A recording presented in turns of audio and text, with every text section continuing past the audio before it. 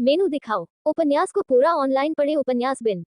उपन्यास अध्याय 81 C81 pub future द्वारा विज्ञापन।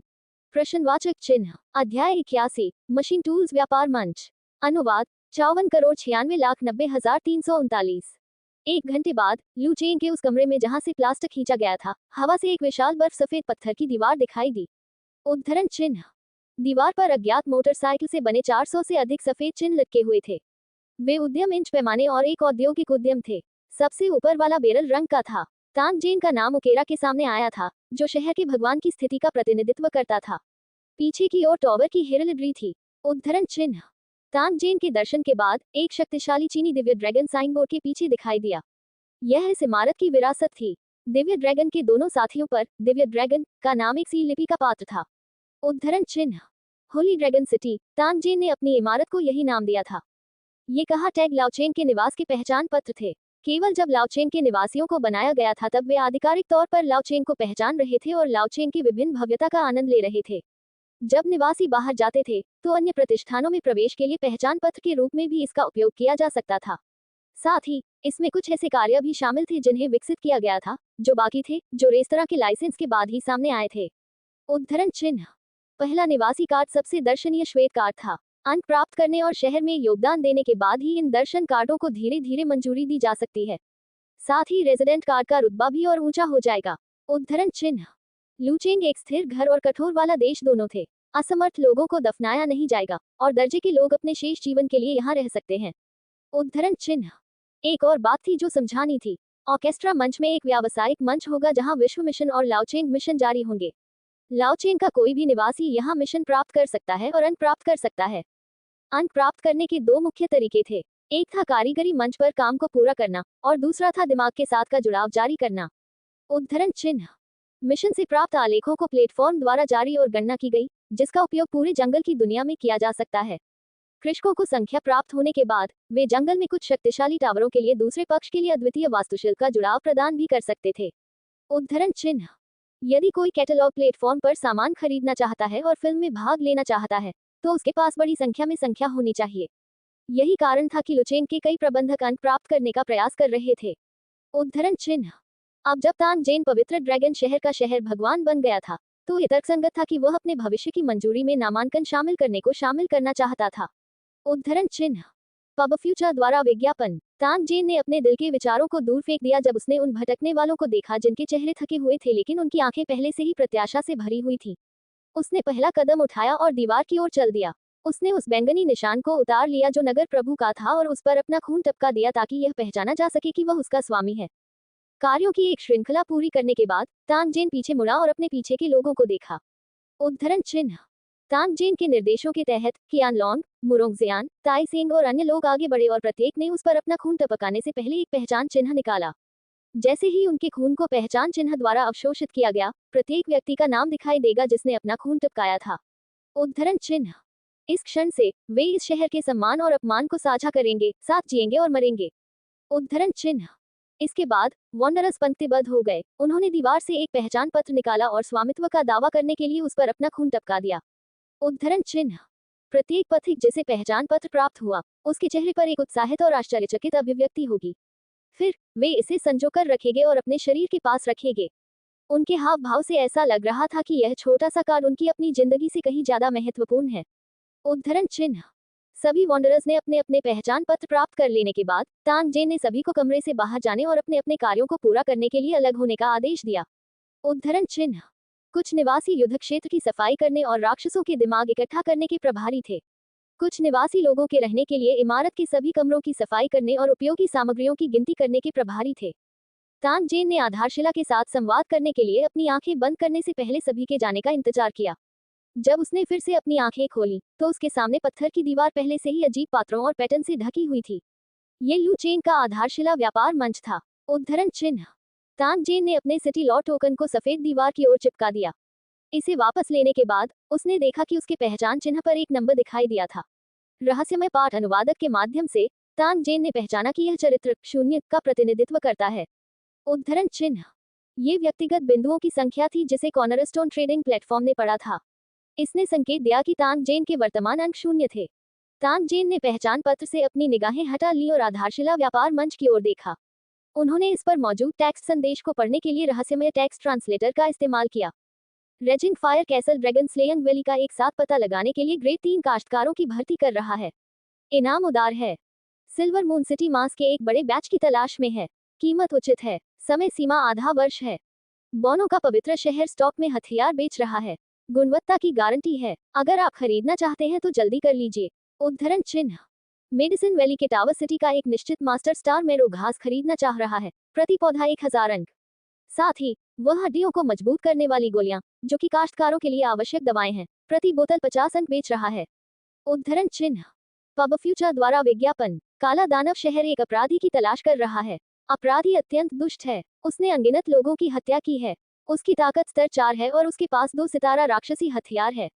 उसे मारने के बाद उसे 500 अंक का इनाम दिया जाएगा। उद्धरण चिन्ह। Dot dot dot dot dot dot. Tang Zhen ने इसे कुछ देर तक देखा और माना जा सकता है कि उसे इस आधारशिला व्यापार मंच की प्रारंभिक समझ है। उन्हें नहीं पता था कि आधारशिला व्यापार मंच कैसे अस्तित्व में आया, लेकिन यह एक बहुत ही जादुई अस्तित्व था। उद्धरण चिन्ह। सबसे पहले अंक बहुत मूल्यवान थे। लेवल 1 ब्रेन बीट का आदान प्रदान केवल एक बिंदु के लिए किया जा सकता है। दूसरा, किसी भी जानकारी को आधारशिला मंच पर पोस्ट किया जा सकता है, लेकिन शर्त ये थी कि व्यक्ति को अंक का भुगतान करना होगा। उद्धरण चिन्ह। जिस बात ने तांग जेन को आश्चर्यचकित कर दिया वह ये थी कि आधारशिला व्यापार मंच के माध्यम से व्यापार करते समय यात्रा करने और सामान वितरित करने की कोई आवश्यकता नहीं थी। इसके बजाय माल को आधारशिला व्यापार मंच के माध्यम से ले जाया जा सकता है। फिर अंकों का भुगतान कॉर्नरस्टोन ट्रेडिंग प्लेटफॉर्म द्वारा किया जाएगा। इस प्रक्रिया के दौरान आधारशिला व्यापार मंच पुरस्कार के रूप में दोनों पक्षों से अंक एकत्र करेगा। उद्धरण चिन्ह। तांग जेन को अचानक एक एहसास हुआ। उन्हें हमेशा ये जिज्ञासा रहती थी कि ब्लैक रॉक सिटी के निवासियों को खाने पीने की चिंता क्यों नहीं होती। वे शायद ही कभी शहर छोड़ते थे। यह आधारशिला व्यापार मंच के अस्तित्व के कारण था। यह मूल दुनिया में ऑनलाइन शॉपिंग के बराबर था। ये सभी निवासियों को होमबॉडी में बदल सकता है क्योंकि उन्हें अपनी इच्छित सामग्री प्राप्त करने के लिए शहर से बाहर जाने की आवश्यकता नहीं है। जब तक वे इमारत में कड़ी मेहनत करते थे, प्रबंधक उन्हें मस्तिष्क मोती या पैसे का भुगतान करता था और निवासी उस पैसे का उपयोग इमारत में व्यापार करने के लिए कर सकते थे। उद्धरण चिन्ह। उसके बाद टावर सिटी का प्रबंधक अपने इच्छित अंक प्राप्त करने के लिए कॉर्नरस्टोन ट्रेडिंग प्लेटफॉर्म पर सामान बेचेगा। उद्धरण चिन्ह। शहर द्वारा प्रशिक्षित कृषक शहर की सुरक्षा और उत्पादन के लिए सामग्री इकट्ठा करने के लिए जिम्मेदार थे, जिन्हें पुरस्कृत भी किया जाएगा। उद्धरण चिन्ह। जंगल में अनगिनत इमारतें हजारों वर्षों तक जारी रहने के लिए मूल रूप से इसी जीवन शैली पर निर्भर थीं। इस बिंदु पर सोचने के बाद तांग जेन ने आश्चर्य से अपनी जीभ चिटकाई। साथ ही उनका मुंह भी थोड़ा उत्तेजित हो गया। उद्धरण चिन्ह।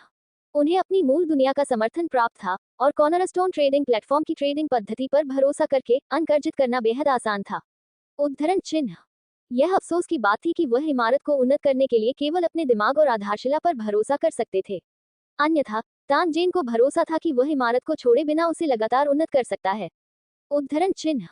संभवतः जब उसके पास पर्याप्त शक्ति नहीं थी तो उसका उपयोग अन्य उद्योगों के दिमागों के बदले में करना चुना गया था, लेकिन ये भविष्य का जोखिम हो सकता था। अभी इस पर विचार विमर्श होगा। उद्धरण चिन्ह। अब जब लू चेंग ने ली के खिलाफ राक्षसों की लड़ाई जीती तो कई काम बाकी थे। इस पर ध्यान देना ही उनका अधिकार था। जहां तक आधारशिला ट्रेडिंग प्लेटफॉर्म की बात है, उन्हें धीरे धीरे इसका पता चल सका। उद्धरण चिन्ह। जैसे ही तांग जेन ने इसके बारे में सोचा, उसका अंतिम छोटा सा डिजाइन शुरू हुआ। वह स्लो डे स्केल में कोस्ट की ओर घूमने और ऑटोमोबाइल व्यापार मंच को समाप्त करने के लिए चला गया। उद्धरण चिन्ह। जब तांग जेन ने खून के प्यासे बौनों की खोल की हरी रोशनी में प्रवेश किया तो उसने देखा कि वह भेड़ियों से भरा मैदान था। हालांकि इस समय भवन के निर्माण के बाद जमीन के किनारे ने वास्तव में से फीकी हरी रोशनी दिखाई पुरावशेष की, जिससे लोगों को बहुत मित्रता महसूस हुई। हर टावर की अपनी अजीब जगह थी। ये और आधा अधूरा पवित्र ड्रैगन शहर की अजीब जगह थी भूत बैंक। उद्धरण चिन्ह। पब फ्यूचर द्वारा विज्ञापन। संपर्क करें टॉस साइट में दान करें मेनू दिखाओ। उपन्यास ऑनलाइन पूरा पढ़े उपन्यास बिन। उपन्यास अध्याय 82 dot C 82 ads by pub future प्रश्नवाचक चिन्ह अध्याय 82 अध्याय 80 भूत बैंक अनुवादक 54,96,90,339 घोस्ट बैंक नाम सुनकर ही लोगों को बहुत असहजता महसूस होने लगी, विशेष रूप से जब उसे समझ में आया कि भूत बैंक ऋण चुकाने के लिए अतिदेय होने की स्थिति में आत्मा की शक्ति निकाल सकता है, तो तांग जेन की धारणा और भी खराब हो गई। उद्धरण चिन्ह। हालांकि इससे कोई फर्क नहीं पड़ता कि तांग जेन की इंद्रियां क्या थीं, भूत बैंक कुछ ऐसा था जो वास्तव में पवित्र ड्रैगन सिटी में मौजूद था। इसे मिटाया या हटाया नहीं जा सका क्योंकि यह इसी इमारत का था। उद्धरण चिन्ह। आखिरकार इस विशिष्ट कार्य के अलावा जिसकी लोगों ने आलोचना की, अन्य दो विशिष्ट कार्यों ने अभी भी तानजेन को बहुत संतुष्ट किया। उद्धरण चिन्ह। तानजेन दरवाजे पर खड़ा था और भूत बैंक के अंदर से निकलने वाली हल्की हरी रोशनी को देखकर एक पल के लिए झिझका। अंत में वह फिर भी अंदर चला गया। यह मेरा क्षेत्र है, मैं उससे नहीं डरता। उद्धरण चिन्ह। स्पिरिट बैंक में पूरी भूमिगत तिजोरी हरी रोशनी से चमक रही थी। एक बैंक काउंटर जैसी सजावट ने तानजेन को रोक दिया। काउंटर के पीछे दो महिलाएं वर्दी में थीं। उनके चेहरे बिल्कुल रक्तहीन थे। उनकी शक्ल सूरत से यह स्पष्ट था कि एक पश्चिमी था, जबकि दूसरा पूर्वी था। उद्धरण चिन्ह। उनकी ठंडी आभा को एक तरफ रखते हुए वे दोनों शीर्ष श्रेणी की सुंदरियां थीं। उद्धरण चिन्ह। इन दोनों महिलाओं ने तानजेन को देखने के बाद वे वास्तव में अपनी कुर्सियों से खड़ी हो गईं और तानजेन को प्रणाम किया। उद्धरण चिन्ह। नमस्कार नगर भगवान, हम भूत बैंक के कर्मचारी हैं। ये हमारी पहली मुलाकात है। क्या मैं जान सकता हूँ कि आपको क्या चाहिए? उद्धरण चिन्ह उद्धरण चिन्ह उद्धरण चिन्ह। घोस्ट बैंक की पूर्वी चेहरे वाली महिला कर्मचारी ने तानजेन से पूछा। उसके चेहरे पर एक कठोर मुस्कान की झलक भी उभर आई। मुस्कान बहुत सुंदर थी, लेकिन इसने लोगों को एक प्रकार का रोंगटे खड़े कर देने वाला एहसास दिया, जिससे तानजेन की खोपड़ी थोड़ी सुन्न महसूस हुई। उद्धरण चिन्ह। ओह, मैं बस इस यंगलुओ को देखने आया हूँ, आप लोग आगे बढ़ें। तानजेन अजीब तरह से हंसा। ये दर्शाता है कि वह केवल लापरवाही से चारों ओर देख रहा था। उद्धरण चिन्ह। Ads by pub future. ये सुनकर दोनों भूतिया महिला कर्मचारी बैठ गईं। हालांकि उनकी आंखें तानजेन को घूर रही थी, जिससे वह बेहद असहज महसूस कर रहा था। उद्धरण चिन्ह। वैसे मेरे पास एक प्रश्न है जो मैं पूछना चाहता हूँ। क्या इसका उत्तर देना मेरे लिए सुविधाजनक है? उद्धरण चिन्ह उद्धरण चिन्ह उद्धरण चिन्ह। टैनजेन को अचानक कुछ याद आया जब उसने भूत महिला कर्मचारी से पूछा। कृपया बोले, सिटी लॉर्ड। जब तक यह अनुमत सीमा के भीतर है, हम निश्चित रूप से आपको एक संतोषजनक उत्तर देंगे। उद्धरण चिन्ह। पूर्वी चेहरे वाली भूतिया महिला कर्मचारी ने तानजेन से बेहद पेशेवर लहजे और मुस्कान के साथ बात की। मैं जो पूछना चाहता हूँ वह ये है कि यदि कर्जदार समय पर भुगतान नहीं करता है, तो क्या वह आपके द्वारा उसकी आत्मिक शक्ति निकाले जाने के तुरंत बाद मर जाएगा? और आत्मशक्ति निष्कर्षण का मानक क्या है? ऐसा होना चाहिए कि ऋण के अनुसार निकासी की डिग्री अलग अलग हो, है ना? उद्धरण चिन्ह उद्धरण चिन्ह उद्धरण चिन्ह। टैनजेन ने भूत महिला कर्मचारी को देखा और अपने दिल में सवाल पूछा। यही वह हिस्सा था जिसकी उन्होंने सबसे अधिक आलोचना की थी। भूत कर्मचारी ने तानजेन का सवाल सुनने के बाद वह हल्की सी मुस्कुराए और जवाब दिया, इसके बारे में चिंता मत करो। हम सारी आत्मिक शक्ति एक बार में नहीं निकालेंगे, नहीं तो जिस व्यक्ति को निकाला जाएगा वह तुरंत मर जाएगा। इसलिए हम तब तक प्रतीक्षा करेंगे जब तक कि कर्जदार की आत्मिक शक्ति ठीक न हो जाए, और तब तक किश्तों में आत्मिक शक्ति निकालते रहेंगे जब तक कि उसी मूल्य का कर्ज चुका न दिया जाए। उद्धरण चिन्ह। जब किसी की आत्मिक शक्ति निकाली जाती है, तो ये स्वाभाविक रूप से उसके जीवन काल को प्रभावित करेगी, लेकिन प्रभावी पुनर्प्राप्ति के माध्यम से किसी का जीवन काल बहुत कम नहीं होगा। वास्तव में कोई अपनी आत्मा को मजबूत करने के लिए कुछ गुप्त तकनीकों का उपयोग करके आत्मिक शक्ति के निष्कर्षण को नजरअंदाज भी कर सकता है। जब तानजेन ने गुप्त आत्मा साधना तकनीक के बारे में सुना, तो वह तुरंत उत्साहित हो गया। ऐसा इसलिए था क्योंकि उन्होंने ब्लैक रॉक सिटी में प्राप्त आत्मा आवास की गुप्त तकनीक के बारे में सोचा था। एकमात्र दोष ये था कि उसकी आत्मशक्ति समाप्त हो जाएगी। यदि वह अपनी आत्मिक शक्ति को मजबूत करने के लिए एक गुप्त तकनीक विकसित कर सके, तो अमरता अब एक विलासिता नहीं रहेगी। उद्धरण चिन्ह। इस बिंदु तक सोचने के बाद तानजेन ने महिला कर्मचारी से पूछा, गुप्त आत्मा तकनीक क्या है? क्या आपके यहाँ कोई है? भूत कर्मचारी ने अपना सिर हिलाया। मुझे खेद है, मैं फिलहाल इस प्रश्न का उत्तर नहीं दे सकता। ये गोपनीय है और केवल शीर्ष ग्राहकों को ही जानने का अधिकार है। उद्धरण चिन्ह। शीर्ष ग्राहक के लिए क्या शर्तें हैं? उद्धरण चिन्ह। तानजेन की आंखें चमक उठी। भूत महिला कर्मचारी की बातें सुनकर लगा कि ऐसा होने की संभावना है। उद्धरण चिन्ह। मानक के अनुसार शीर्ष ग्राहकों को इस मूल्य वर्ग के बारे में जानकारी प्राप्त करने के लिए अपनी बचत में 10 बिलियन मस्तिष्क मोतियों की आवश्यकता होती है। Ads by pub future. Tangzhen Yangluo 10 अरब मस्तिष्क मोती पाने के लिए उसे कितने राक्षसों को मारना होगा? क्या आप मेरे साथ मजाक कर रहे हैं?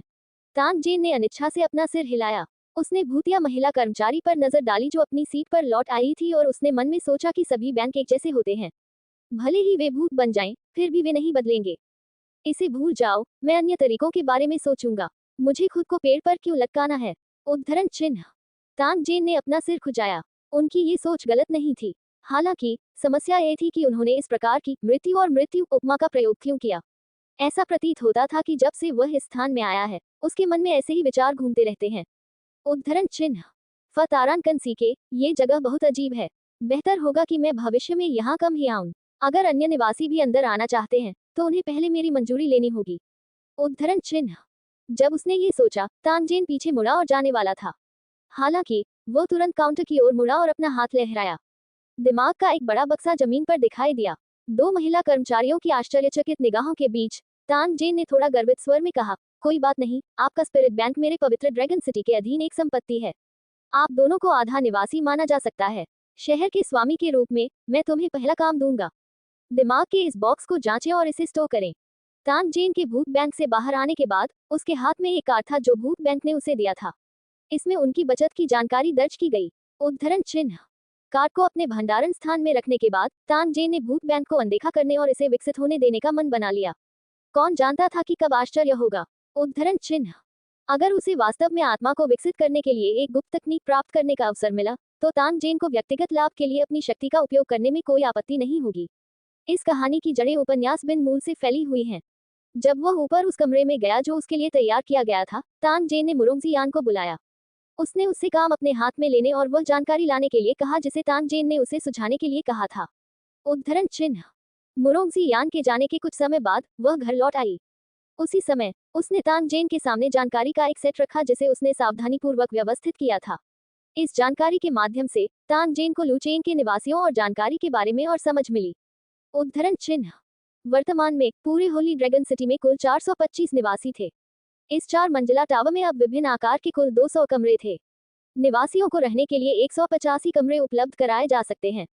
शेष 15 कमरों को तानजेन की योजना के अनुसार विशेष कमरों में बदल दिया जाएगा। उद्धरण चिन्ह। इन कमरों में दुकानें, सम्मेलन कक्ष, प्रशासनिक कार्यालय, गोदाम और हथियार भंडार गृह शामिल थे। वे सभी पेशेवरों द्वारा संरक्षित थे। उद्धरण चिन्ह। दुनिया में मुफ्त लंच जैसी कोई चीज नहीं थी। दरअसल लू शहर के निवासी बनने के बाद उन्होंने सिर्फ खाना नहीं खाया और मौत का इंतजार नहीं किया। इसके बजाय उन्हें जीवित संसाधनों के बदले पैसा कमाने के लिए काम करना पड़ा। उद्धरण चिन्ह। लुचेंग ने अपने निवासियों की सुरक्षा की रक्षा की और निवासियों ने अपने जीवन को बेहतर बनाने के लिए पैसा कमाने के लिए कड़ी मेहनत की। उद्धरण चिन्ह। वास्तव में निवासियों के लिए पैसे कमाने के कई तरीके थे, जैसे कंटेनर बनाना या भोजन उगाना, और फिर पैसे के बदले में उन्हें शहर भवन के प्रबंधक को बेचना। एक अन्य उदाहरण लुचेंग की अन्वेषण टीम में शामिल होना, आधारशिला मंच और लुचेंग द्वारा जारी किए गए मिशनों को पूरा करना, राक्षसों का शिकार करना और जंगली इमारतों का पता लगाना था। उद्धरण चिन्ह। एक अन्य उदाहरण मस्तिष्क मोती अर्जित करने के लिए एक कारवां स्थापित करना और वॉन्डरर्स और अन्य वॉन्डरर्स जनजातीय शिविरों के साथ व्यापार करना था। शहर के समर्थन के साथ शहर के निवासियों के पास विकल्प बहुत बड़े थे, वॉन्डरर्स के विपरीत, जिनकी एकमात्र पसंद जंगल में जीवित रहने के लिए संघर्ष करना था। उद्धरण चिन्ह। Ads by pub future. संपर्क करें टॉस साइट में, दान करें, मेनू दिखाओ। उपन्यास ऑनलाइन पूरा पढ़े उपन्यास बिन। उपन्यास अध्याय 83 C83 ads by pub future प्रश्नवाचक चिन्ह अध्याय 83 लाशों की सफाई 1 अनुवादक 54,96,90,339 घाटी में युद्ध क्षेत्र को मूल रूप से साफ कर दिया गया था। कुछ गणनाओं के बाद ये पुष्टि हुई कि उन्होंने 1830 से अधिक लेवल 1 ब्रेन मोती, 300 से अधिक लेवल 2 ब्रेन मोती और 21 लेवल 3 ब्रेन मोती प्राप्त किए थे। उद्धरण चिन्ह। इसके अलावा उन्होंने लेवल 4 ब्रेन पल भी प्राप्त किया था। जहां तक दूसरे लेवल 4 ब्रेन पल की बात है, वह पहले ही डेथलाइट हथियार के हमले में राख में तब्दील हो चुका था। उद्धरण चिन्ह। इस लड़ाई में करीब 2000 राक्षस मारे गए और घाटी लाशों से पट गई। उद्धरण चिन्ह। यह एक चमत्कार था कि एक साथ इतने सारे राक्षसों को मारने के बाद इमारत में किसी की भी मृत्यु नहीं हुई। टॉवर सिटी के निवासी बहुत गौरवान्वित थे, लेकिन वे ये भी जानते थे कि उनकी जीत का मुख्य कारण उनके महान शहर भगवान थे। इससे उन्हें हृदय की गहराइयों से एक प्रकार का आभार महसूस हुआ। उद्धरण चिन्ह। हालांकि राक्षस पीछे हट गए थे, लेकिन वे अपने पीछे कई समस्याएं छोड़ गए थे। उद्धरण चिन्ह। चून की घाटी में बहुत सारी राक्षसी लाशें थीं, इसलिए होली ड्रैगन सिटी के निवासी थोड़े समय में उनसे छुटकारा नहीं पा सके। यदि उन्हें सड़ने दिया जाता तो इससे प्लेग फैलने की संभावना थी। यह एक गंभीर समस्या थी जिसका समाधान किया जाना था। उद्धरण चिन्ह। इसके अलावा खून की इतनी तेज गंध एक आंख वाले विशालकाय के समान एक भयानक अस्तित्व को आकर्षित करने की संभावना थी। उस समय होली ड्रैगन सिटी को विनाशकारी झटके का सामना करना पड़ सकता है। उद्धरण चिन्ह। होली ड्रैगन सिटी के निवासी थोड़े चिंतित थे। टैंग जेन को समस्या बताने के बाद टैंग जेन भी चिंतित हो गई। उद्धरण चिन्ह। वहां बहुत सारी राक्षसी लाशें थीं और उन्हें बहुत लंबे समय तक रखा नहीं जा सकता था। इनका यथाशीघ्र निपटान करना था। क्या दोनों दुनियाओं का सर्वोत्तम प्राप्त करने का कोई तरीका था जो इन राक्षसी लाशों को बर्बाद नहीं करेगा और उनका निपटान भी कर सकता है? उद्धरण चिन्ह। तांग जेन ने अपना सिर रगड़ा और बहुत सोचा। अचानक उसके दिमाग से एक विचार निकला, जिससे उसे ऐसा महसूस हुआ मानो उसे ज्ञान प्राप्त हो गया हो। जितना अधिक उसने इसके बारे में सोचा, उतना ही अधिक उसे लगा कि यह विधि संभव है। उद्धरण चिन्ह। हालांकि अगर वह इस पद्धति का उपयोग करता, तो संभवतः उसे अपने मस्तिष्क की एक बड़ी मात्रा का फिर से उपयोग करना पड़ता। उद्धरण चिन्ह। भूल जाओ, ये दिमाग वैसे भी मुफ्त चीजें थे, वह इनका उपयोग करने के बाद और अधिक कमा सकता था। जैसे ही उसने ये सोचा, तानजीन ने अपने फोन को मस्तिष्क को अवशोषित करना शुरू करने का आदेश दिया। उद्धरण चिन्ह। उनके भंडारण स्थान में मस्तिष्क मोतियों की संख्या तेजी से कम हो गई। जब तानजेन के एप्लीकेशन स्टोर में सोने के सिक्कों की संख्या एक बार फिर 10 लाख तक पहुंच गई, तो उसके भंडारण स्थान में मस्तिष्क मोतियों का केवल एक बॉक्स बचा था। उद्धरण चिन्ह। Ads by pub future. Tangzhen ने अपने भंडारण स्थान को दूसरे स्तर पर उन्नत करने के लिए इस 10 लाख सोने के सिक्कों का उपयोग किया। स्तर 2 भंडारण स्थान। भंडारण स्थान 100 घन मीटर है। आंतरिक स्थान का आकार समायोज्य है। डाउनलोड लागत 10 लाख सोने के सिक्के। Closing square bracket. अपने भंडारण स्थान के विस्तार को महसूस करते हुए तानजेन को लगा कि उसके द्वारा खर्च किए गए 10 लाख सोने के सिक्के बर्बाद नहीं हुए हैं। इसके अलावा यह विस्तारित भंडारण स्थान उसके सामने राक्षस की लाश से निपटने की समस्या को हल करने में मदद कर सकता है। उद्धरण चिन्ह। उन्होंने कियान लोंग, ताइसेंग और अन्य लोगों के साथ साथ लगभग 200 निवासियों को बुलाया और समूह राक्षस लाशों के पहाड़ के सामने आया। उद्धरण चिन्ह। खून से लथपथ होने के कारण वह स्थान जहां राक्षसों की लाशें ढेर थी, पहले से ही खून लाल दलदल में बदल गया था। टैंगजेन के पैर कीचड़ भरी जमीन पर पड़े और उसने सभी से कहा, इन राक्षसों की सभी मांसपेशियों, हड्डियों को काट दो और उन्हें यहाँ ढेर कर दो। सबसे शक्तिशाली राक्षसों को चुनने का प्रयास करें, बस बाकी को एक तरफ फेंक दो। उद्धरण चिन्ह। तानजेन का आदेश दिए जाने के बाद निवासियों ने तुरंत आगे बढ़ना शुरू कर दिया। चूंकि तानजेन को मांसपेशियों, हड्डियों के लिए कोई विशेष आवश्यकता नहीं थी, इसलिए सभी ने अपने चाकू घुमाए और राक्षस की लाश को 8 टुकड़ों में काट दिया। फिर उन्होंने राक्षस का पेट काट दिया, जिससे दृश्य बेहद खूनी हो गया। उद्धरण चिन्ह। तीखी बासी गंध आसमान में फैल गई, जिससे लगभग हर किसी का दम घुट रहा था। उद्धरण चिन्ह। मांस, रक्त और हड्डियों का ढेर बढ़ गया, जिससे लगभग एक छोटा सा पहाड़ बन गया। जब तानजेन ने देखा कि राशि पर्याप्त थी, तो उसने सभी को लाशों के खूनी टुकड़े टुकड़े करने और पीड़ा देने से रोकने का आदेश दिया। उद्धरण चिन्ह। सभी को टॉवर पर पीछे हटने का आदेश देने के बाद तानजेन ने अपने घर वापस टेलीपोर्ट किया। उसने अपनी कार को भंडारण स्थान में रख दिया और उसे दूसरी दुनिया की भूमि पर ले आया। उद्धरण चिन्ह। बजना, बजना। धीमी आवाज के साथ कार लगातार तानजेन के सामने रुक गई। यह इस दुनिया में कदम रखने वाली पहली कार हो सकती है। बाद में वह यही गर्जना करेगा और अपना धुआं इस दुनिया की हवा में छोड़ देगा। उद्धरण चिन्ह। जैसे ही उसने राक्षस के अवशेषों को देखा जो जमीन पर बिखरे हुए थे, तानजेन ने अपना हाथ लहराया और उसका एक हिस्सा अपने पास रख लिया। उसका भंडार स्थान लबालब भर गया। उद्धरण चिन्ह। वहां कोई अन्य रास्ता नहीं था। राक्षसों के अवशेषों ने बहुत अधिक जगह ले ली। कार शुरू करने के बाद तानजेन ने पूरे रास्ते स्पीड पकड़ ली। घाटी से 10 किलोमीटर दूर भागने के बाद उसने राक्षस के अवशेषों को अपने भंडारण स्थान में छोड़ दिया। उद्धरण चिन्ह। अगर उन्हें यहाँ फेंक दिया जाता, तो वे घाटी को प्रभावित नहीं करते। उद्धरण चिन्ह। इसके तुरंत बाद तानजेन वापस घाटी की ओर चला गया और वही कार्रवाई दोहराई। अज्ञात संख्या में दौड़ने के बाद अंततः उसने घाटी में सभी राक्षस लाशों को साफ कर दिया। उद्धरण चिन्ह।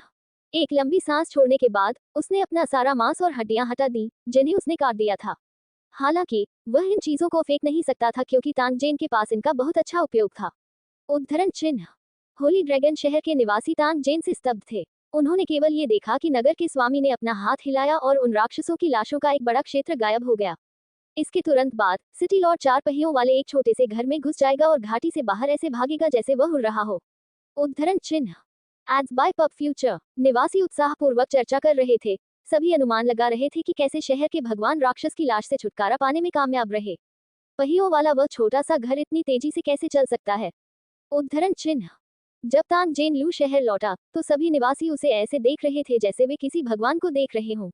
उनकी आंखों में जलती इच्छा ने तानजेन को भागने के लिए प्रेरित किया। उद्धरण चिन्ह।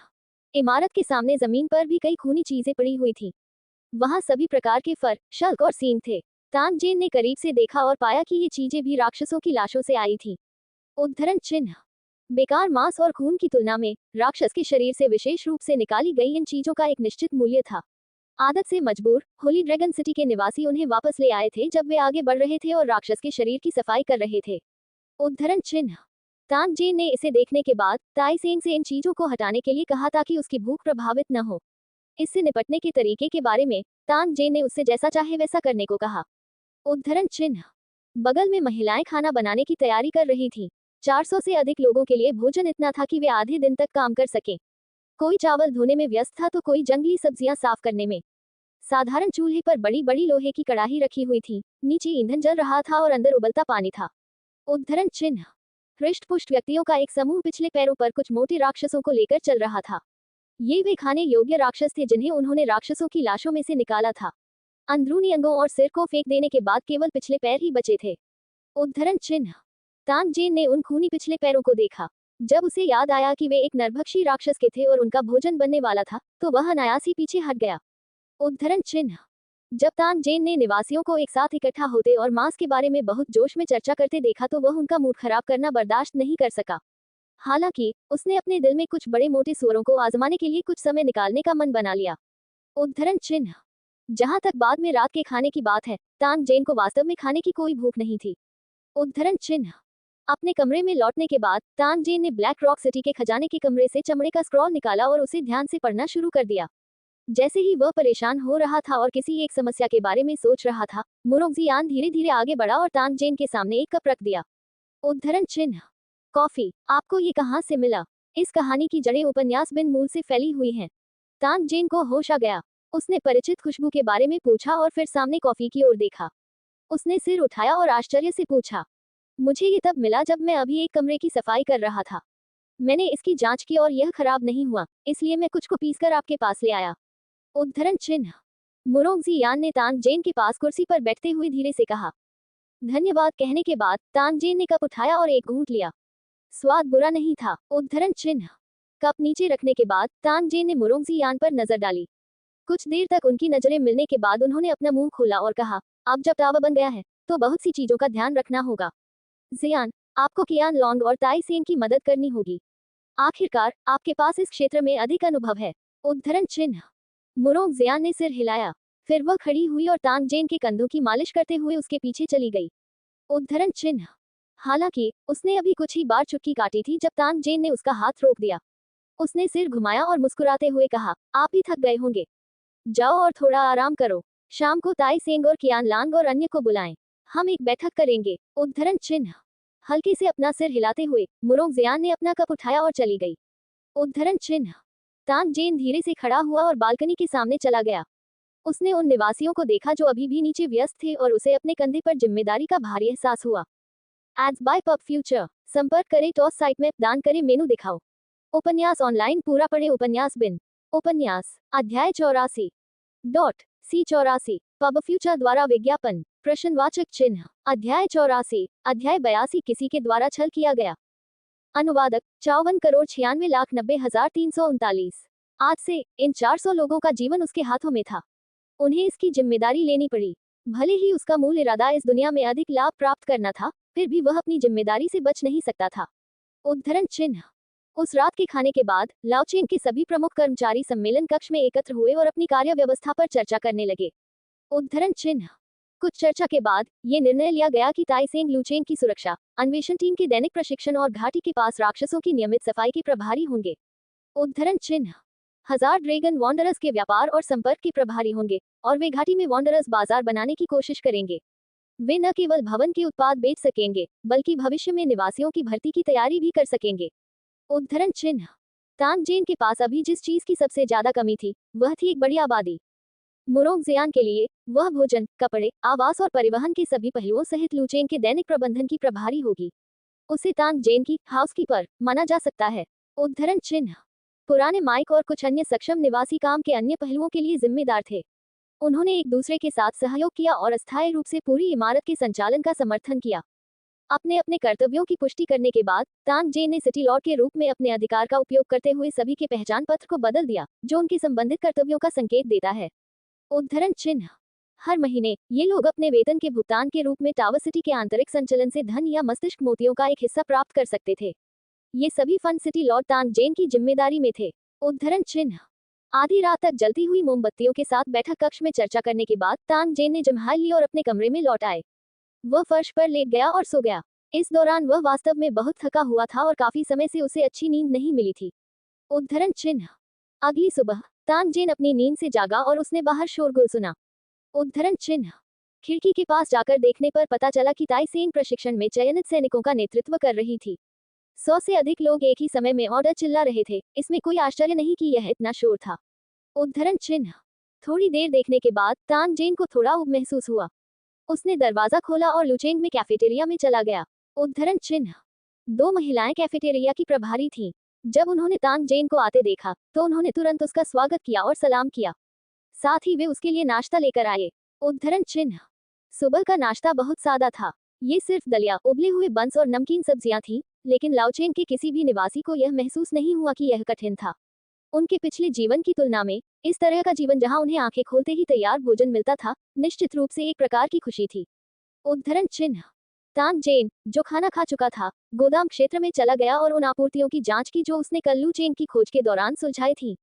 जब वह गोदाम में दाखिल हुआ तो हैरान रह गया। ऐसा इसलिए था क्योंकि गोदाम वास्तव में लबालब भरा हुआ था। वहां रहने की जगह भी नहीं थी। उद्धरण चिन्ह। पब फ्यूचर द्वारा विज्ञापन। तान जेन ने करीब से देखा और पाया कि यहाँ अधिकांश चीजें कंप्यूटर, प्रिंट और अन्य कार्यालय आपूर्तियां थीं। उद्धरण चिन्ह। यह अपेक्षाकृत सामान्य था। आखिरकार ये स्थान एक बैंक हुआ करता था। हालांकि ये चीजें वर्तमान तान जेन के लिए किसी काम की नहीं थी। उद्धरण चिन्ह। उसने अपना हाथ हिलाया और कुछ लोगों को बुलाया और उनसे कहा कि इन कंप्यूटरों और अन्य चीजों को गुफा के बाहर ले जाएं और कुछ अच्छे कंप्यूटरों को अपने उपयोग के लिए छोड़ दें। उद्धरण चिन्ह। तान जेन स्क्रीनिंग के प्रभारी थे और उनके अधीनस्थ ले जाने के प्रभारी थे। जल्द ही उन्होंने बेकार चीजों का एक बड़ा ढेर हटा दिया और उन्हें गुफा में ढेर कर दिया। उद्धरण चिन्ह। इस अवधि के दौरान तान जेन को कुछ और बंदूकें मिली। वे जरूर इस बैंक के गार्ड के थे, लेकिन अब तान जेन की बारी थी। उद्धरण चिन्ह। थोड़ी देर तक उनके साथ उलझने के बाद तान जेन ने बंदूकें हटा दी। अब ताई सेंग और अन्य को इतने शक्तिशाली हथियार सौंपने का समय नहीं था। उद्धरण चिन्ह। गोदाम लगभग साफ हो जाने के बाद तान जेन मुड़ा और दूसरी मंजिल पर बने स्टोव में चला गया। उद्धरण चिन्ह। स्टोव का प्रभारी व्यक्ति एक मध्यम आयु वर्ग का व्यक्ति था। जब तान जेन पहुंचे तो वह एक महिला के साथ अलमारियों पर सामान साफ कर रहे थे। उद्धरण चिन्ह। नवनिर्मित स्टोव में अधिकांश सामान तान जेन द्वारा प्रदान किया गया था और उनमें से एक छोटा सा हिस्सा निवासियों से आया था। उनकी चीजें बिकने के बाद स्टोव लाभ का 5% हिस्सा लेता था। उद्धरण चिन्ह। दुकान में मौजूद वस्तुओं को देखने के बाद उन्हें लगा कि वे अभी भी काफी साधारण थीं। हालांकि उनका मानना था कि भविष्य में वे धीरे धीरे और अधिक प्रचुर हो जाएंगे। उद्धरण चिन्ह। दुकान के प्रभारी व्यक्ति के साथ बातचीत करने के बाद तान जेन लुचेन के पीछे गुफा में गया। जब लाओचेन का निर्माण किया गया था, तान जेन ने जानबूझकर उस स्थान पर एक मार्ग छोड़ दिया था जहां यह मूल गुफा से जुड़ने के लिए पहाड़ से जुड़ा था। उद्धरण चिन्ह। उनकी मूल योजना में गुफा का उपयोग प्रसंस्करण और उत्पादन आधार के रूप में किया जा सकता था। पूर्ण रूप से विस्तारित होने के बाद इसका क्षेत्रफल लगभग 1 हेक्टेयर होगा। भविष्य में लू चेन के लिए कुछ हथियार और उपकरण यहाँ निर्मित किए जाएंगे। उद्धरण चिन्ह। हालांकि तान जेन ने अपना मन बदल लिया था। वह इस जगह को अपनी प्रयोगशाला में बदलना चाहता था। उद्धरण चिन्ह। बिजली की रोशनी से जगमगाती गुफा में जनरेटर ने भनभनाहट की आवाज की। 20 से अधिक निवासी जमीन को धीरे धीरे समतल करने के लिए तान जेन द्वारा लाए गए इलेक्ट्रिक कुदाल और अन्य उपकरण चला रहे थे। टैन जेन ने इन लोगों के बीच काले मोटे बड़े भालू की आकृति देखी। यह आदमी शर्टलेस था और आसानी से एक बड़ा पत्थर ले जा रहा था। उद्धरण चिन्ह। बिग बियर को बुलाने और उसे इनाम के रूप में बिस्कुट का एक बैग देने के बाद तान जेन गुफा से बाहर चला गया। उद्धरण चिन्ह। पूरी सुबह तान जेन इधर उधर घूमती रही और हर जगह काम की स्थिति की जांच करती रही। जहां तक वर्तमान स्थिति का सवाल है, ऐसे कई स्थान नहीं थे जहां तान जेन का उपयोग किया जा सके। उनका एकमात्र कार्य भवन निर्माण के लिए कच्चा माल उपलब्ध कराना था। उद्धरण चिन्ह।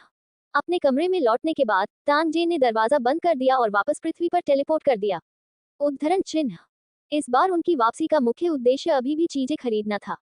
जिस योजना पर उन्होंने पहले चर्चा की थी, उसके अनुसार राक्षसों को यथासंभव भटकने से रोकने के लिए पूरी घाटी के प्रवेश द्वार को बंद कर दिया जाएगा। साथ ही उन्हें बिजली और संचार उपकरणों के साथ साथ घाटी के लिए उपयुक्त परिवहन के साधन भी खरीदने की जरूरत थी। उद्धरण चिन्ह। तान जेन ने अपनी नोटबुक को देखा और कुछ देर तक सोचा। फिर वह घर से बाहर चला गया और सामग्री बाजार में जाने की योजना बनाई। पब फ्यूचर द्वारा विज्ञापन। जैसे ही वह कमरे से बाहर निकला, 3 युवा लोग एक ऑफ रोड वाहन से बाहर कूद गए, जिनमें 2 पुरुष और एक महिला थी। उनके आंदोलनों में निर्णायकता का भाव था। उद्धरण चिन्ह। तान जेन की आंखें केंद्रित हो गईं। उसे इस बात का पूर्वाभास हो गया था कि दूसरी पार्टी उसके लिए आ रही है। जैसी कि उम्मीद थी, जब वे तीनों उनके सामने चले, तो चमड़े की जैकेट में लंबी महिला ने तान जेन से कहा, आप तान जेन हैं, है ना? वर्तमान में आप पर जानबूझकर चोट पहुंचाने का संदेह है। कृपया जांच में सहायता के लिए हमारे साथ वापस आएं। जब तानजेन ने ये देखा तो उसने स्वाभाविक रूप से सोचा कि पुलिस उसकी तलाश में आई थी। आखिरकार दूसरा पक्ष पहले भी एक बार आ चुका था, लेकिन उसने भूत होने का नाटक करके उसे डरा दिया था। उद्धरण चिन्ह। जब वो लंबी महिला बोल रही थी, अन्य दो युवकों ने पहले ही उसका रास्ता रोक लिया था। स्पष्ट रूप से वे तानजेन को भागने से रोकना चाहते थे। उद्धरण चिन्ह। तानजेन ने अपने होंठ मोड़े। रैंक 3 कल्टीवेटर के रूप में अपनी वर्तमान ताकत के साथ वह एक वयस्क को एक ही मुक्के से मार सकता था। हालांकि आखिरकार यह एक अलग दुनिया थी। एक पुलिस अधिकारी पर हमला करने के लिए फेडरेशन की सजा बेहद सख्त थी। तानजेन एक वांछित अपराधी नहीं बनना चाहता था। उद्धरण चिन्ह। एक युवक ने हथकड़ी निकाल ली। तानजेन ने एक पल के लिए सोचा और फिर भी अपना हाथ बढ़ाया। हथकड़ियों को पीए ध्वनि के साथ कसकर बांध दिया गया था। तानजेन ने आज्ञाकारी ढंग से दूसरे पक्ष का कार में पीछा किया। कौन जानता था कि जैसे ही वह बैठा, उसे महसूस हुआ कि उसे जकड़ा जा रहा है और उसके तुरंत बाद उसकी पसलियों के नीचे एक जोरदार मुक्का पड़ा। उद्धरण चिन्ह। तानजेन के लिए यह मुक्का कुछ भी नहीं था। हालांकि दूसरे पक्ष की हरकतों ने उन्हें बेहद क्रोधित कर दिया। उसने अपना सिर घुमाया और उस युवक को ध्यान से देखा जिसने उस पर हमला किया था। तानजेन ने दूसरे पक्ष द्वारा स्पष्टीकरण देने की प्रतीक्षा की। उद्धरण चिन्ह। अगर उसका समझाने का इरादा नहीं था तो तानजेन को उसे कीमत चुकाने में कोई आपत्ति नहीं थी। उद्धरण चिन्ह। वर्तमान तानजेन को अनगिनत लोगों की हत्या करने वाला भी माना जा सकता है। जब उसने तानजेन की ओर देखा तो स्वाभाविक रूप से एक तीव्र आभा थी, जिससे उस युवक का दिल ठंडा हो गया जिसने तानजेन पर हमला करने की योजना बनाई थी। उद्धरण चिन्ह। एफ तारांकन सीखे, अपनी मां को देखो। छोटे बालों वाला युवक, जो तानजेन की नजरों से कमजोर महसूस कर रहा था, शापित हो गया और उसने फिर से तानजेन के पेट पर मुक्का मारा। L1 लगून ने नवंबर यूरो एलन पर इस अध्याय का पहला प्रकाशन देखा। तानजेन एक और मुक्का खाने के बाद अचानक हंस पड़ी। उसने पूछने के लिए ठंडे स्वर का प्रयोग किया, साफ साफ बोलो, क्या चल रहा है? आप पुलिस नहीं है ना? उद्धरण चिन्ह उद्धरण चिन्ह उद्धरण चिन्ह। दोनों युवकों ने उपहास किया और कुछ नहीं बोले। उन्होंने केवल तानजेन को बहुत ही तिरस्कार भरी नजरों से देखा, जैसे वे किसी मरे हुए कुत्ते को देख रहे हों। हालांकि ड्राइवर की भूमिका निभा रही महिला ने अपना मुंह खोला और कहा, मुझे लगता है कि आप जानते हैं कि क्या हो रहा है। आपने किसी ऐसे व्यक्ति को नाराज किया है जो आपको नहीं करना चाहिए था। आज तुम्हें कष्ट सहना पड़ेगा। जब महिला ने ये कहा तो तानजेन ने पहले ही अपने अनुमान की पुष्टि कर दी थी। हालांकि उन्होंने कभी उम्मीद नहीं की थी कि दूसरा पक्ष आधिकारिक तरीकों से उन्हें पकड़ने के बजाय इस तरह के घृणित तरीके का इस्तेमाल करेगा। उद्धरण चिन्ह। वह भी लापरवाह था। दूसरे पक्ष ने शुरू से अंत तक अपनी आईडी नहीं दिखाए और न ही यह बताया कि वह पुलिस अधिकारी है। उन्होंने सहयोग करना ही उचित समझा। उद्धरण चिन्ह। तानजेन की आंखें ठंडी हो गईं। तो क्या हुआ अगर ऐसा होता? वह वास्तव में ये देखना चाहता था कि दूसरी पार्टी उसके साथ क्या कर सकती है। कार सड़क पर सरपट दौड़ी और जल्द ही उपनगरीय विकास क्षेत्र में स्थित एक कारखाने में बदल गई। एक गोदाम के दरवाजे पर रुकने के बाद तानजेन को दो युवकों ने गोदाम में धकेल दिया। उद्धरण चिन्ह। विशाल गोदाम में अलग अलग पोशाकों में 1 दर्जन से अधिक युवा पुरुष और महिलाएं सोफे पर धूम्रपान कर रहे थे। तानजेन को उस विशेष गंध को सूंघते ही पता चल गया था कि ये लोग एक प्रकार की अवैध दवा का उपयोग कर रहे थे जिसे फेडरेशन द्वारा सख्ती से प्रतिबंधित किया गया था। उद्धरण चिन्ह। तानजेन ने एक बार जू फैन के स्थान पर इस प्रतिबंधित वस्तु की गंध को सूंघा था। उसे यह अब भी स्पष्ट रूप से याद है। जब अस्थिर कदमों और उत्साहित भावों वाले उन युवकों ने तानजेन को देखा तो उन्होंने तुरंत उसे एक प्रकार की उपहासपूर्ण अभिव्यक्ति के साथ देखा। उनकी आंखें प्रत्याशा से भरी हुई थी, मानो वे कोई अच्छा शो देखने जा रहे हों। उद्धरण चिन्ह। सोफे के बीच में बैठा युवक वही गंजा आदमी था जिसकी पसलियां कुछ समय पहले तानजेन ने तोड़ दी थी। सोफे पर आगे झुकते ही उसके मुंह में सिगरेट थी। उसके मुंह के कोने पर एक निश्चित दुष्ट मुस्कान थी। वह सीधे तानजेन को ऐसे देख रहा था जैसे एक बिल्ली चूहे को देख रही हो। पब फ्यूचर द्वारा विज्ञापन। संपर्क करें टॉस साइट में दान करें मेनू दिखाओ। उपन्यास को पूरा ऑनलाइन पढ़ें। उपन्यास बिन। उपन्यास अध्याय 85 C85। पब फ्यूचर द्वारा विज्ञापन। सुरक्षा और विश्वसनीयता। सुरक्षा और विश्वसनीयता। Mitsubishi electric. प्रश्नवाचक चिन्ह। अध्याय 85। गंजा आदमी डर के मारे लगभग अपने पैंट में पेशाब कर रहा था। अनुवाद 54,96,90,339। पूरे 1 मिनट तक तानजेन को जाने के बाद गंजे युवक को तानजेन के चेहरे पर वह सादृश्य रूप में नहीं दिखा जिसकी कल्पना की गई थी। इससे उन्हें काफी गिरावट हुई। उद्धरण चिन्ह। ऐसा विशेष रूप से तब हुआ जब गंजे युवक ने देखा कि तानजेन उसे उसी तरह के संबंधों से देख रही थी। ऐसा लग रहा था मैनो उसे अपने सामने की संरचना से बिल्कुल भी डर नहीं लग रहा हो। उसके दिल से क्रोध की लहर उठी। तानजेन ने उस रात अपने पस रेलिक्स को तोड़ दिया था जिससे वह कुत्ते की तरह की स्थिति में मर गई थी। गांजा युवा इसे हमेशा अपने दिल में याद करते थे। उद्धरण चिन्ह। वह बदलाव लेना चाहता था। वह तान जेन के सभी पजल्स को तोड़ना चाहती थी और तान जेन को उसकी मृत्यु की कामना करना चाहती थी। यह उनकी सामान्य शैली थी। सिगरेट की बात फटते हुए और ठंड से हिलते हुए गंजे सिर वाले व्यक्ति ने तान जेन के पीछे पुराने युवाओं को देखा। साथ ही उसने अपना सिर झुकाया और अपनी ठुड्डी को थोड़ा ऊपर उठाया। उद्धरण चिन्ह। तान जेन के पीछे वाले युवक ने इसे देखकर अपना मुंह टेढ़ा कर लिया और मुस्कुराया। उसने अपनी जेब से केपी फ्लोरिडा रोड चलाए और तान जेन के पैर पर रेस्टोरेंट से युद्ध किया। अगर यह झटका लगा तो एक सामान्य व्यक्ति निश्चित रूप से दर्द से पीड़ित होगा और पर्याप्त समय के लिए बल सामान्य रूप से चलने या दौड़ने में सक्षम नहीं होगा। उद्धरण चिन्ह। तान जेन लंबे समय से मैप के माध्यम से अपने परिवेश पर ध्यान दे रही थी। जब इस किशोर ने अपनी लाठी मारी तो उसे अपने दिल की गहराइयों से एक क्रोधित फूटता हुआ महसूस हुआ। उद्धरण चिन्ह। गुप्त रूप से उपहास करते हुए तान जेन ने अपना सिर भी इधर उधर नहीं किया क्योंकि वह एक टाइगर टेल किक मारी थी जो सीधे उस युवक के पेट पर लगी थी।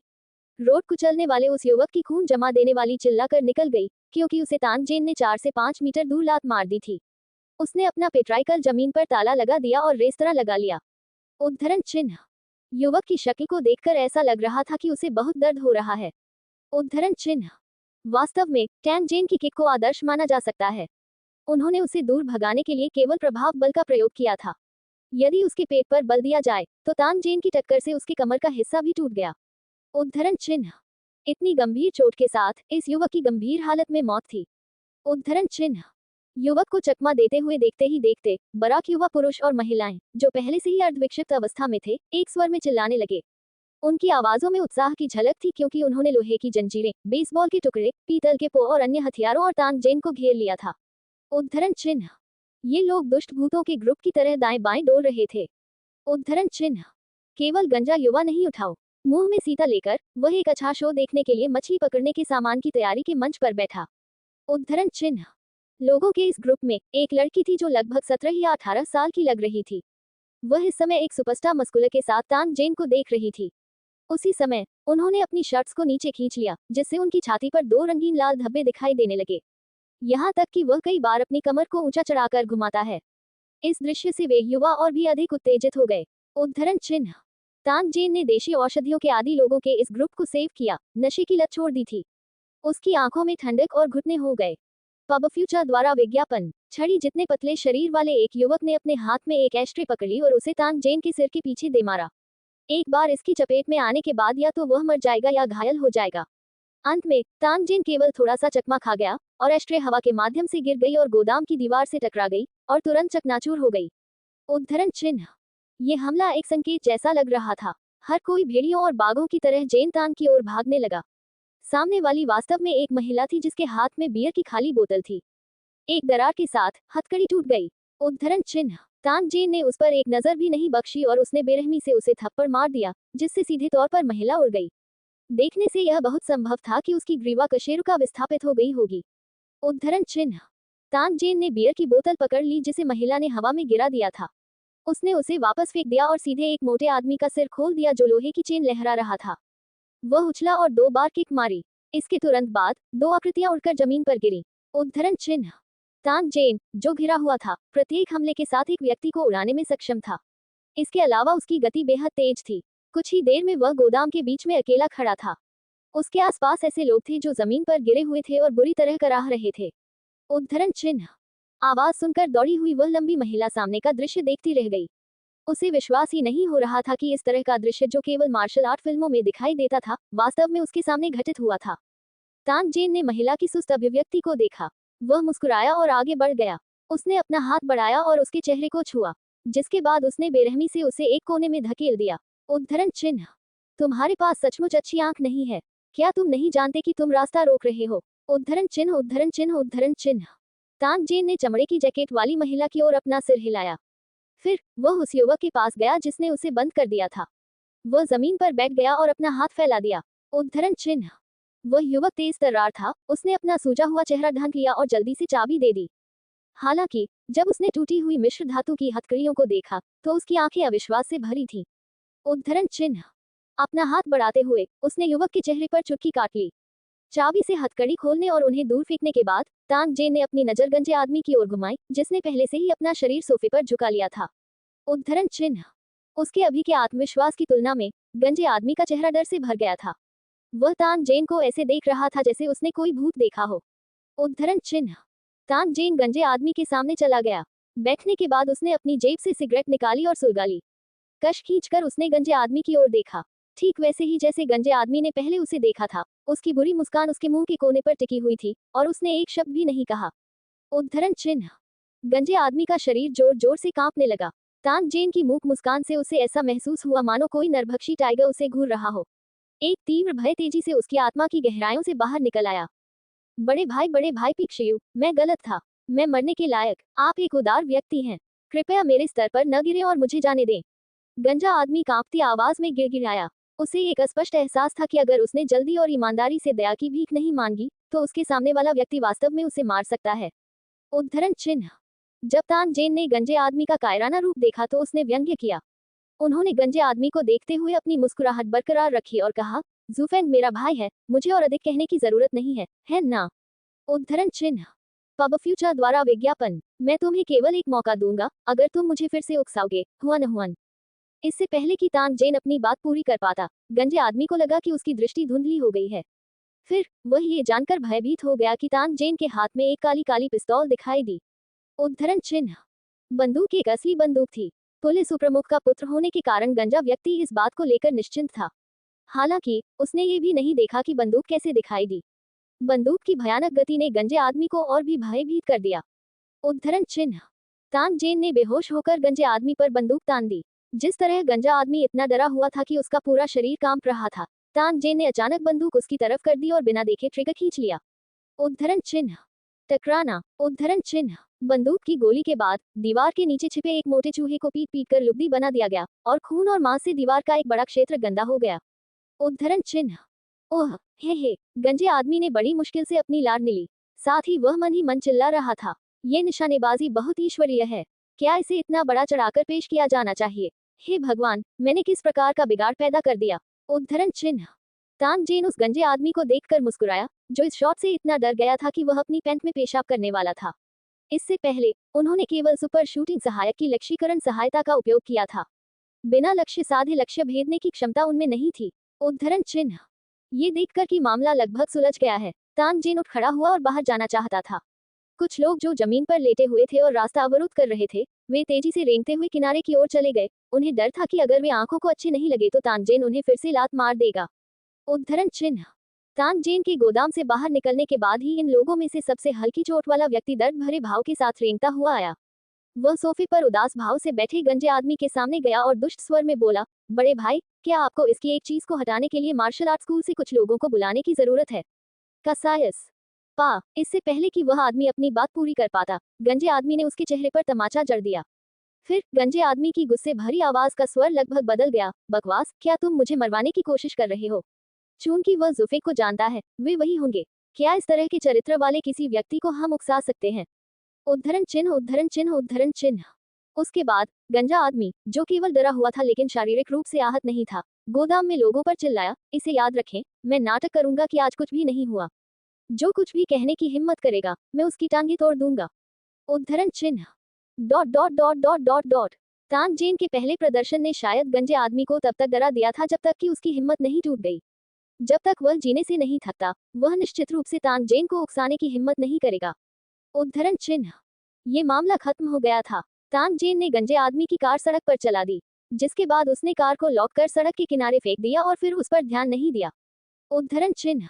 चारों ओर देखने के बाद तानसेन को अप्रत्याशित रूप से पता चला कि इस विकास क्षेत्र का दृश्य बहुत अच्छा था। सड़कें चौड़ी थीं और वनस्पति से ढकी हुई थीं। सबसे दुर्लभ बात यह थी कि पैदल यात्री और वाहन बहुत कम थे। उद्धरण चिन्ह।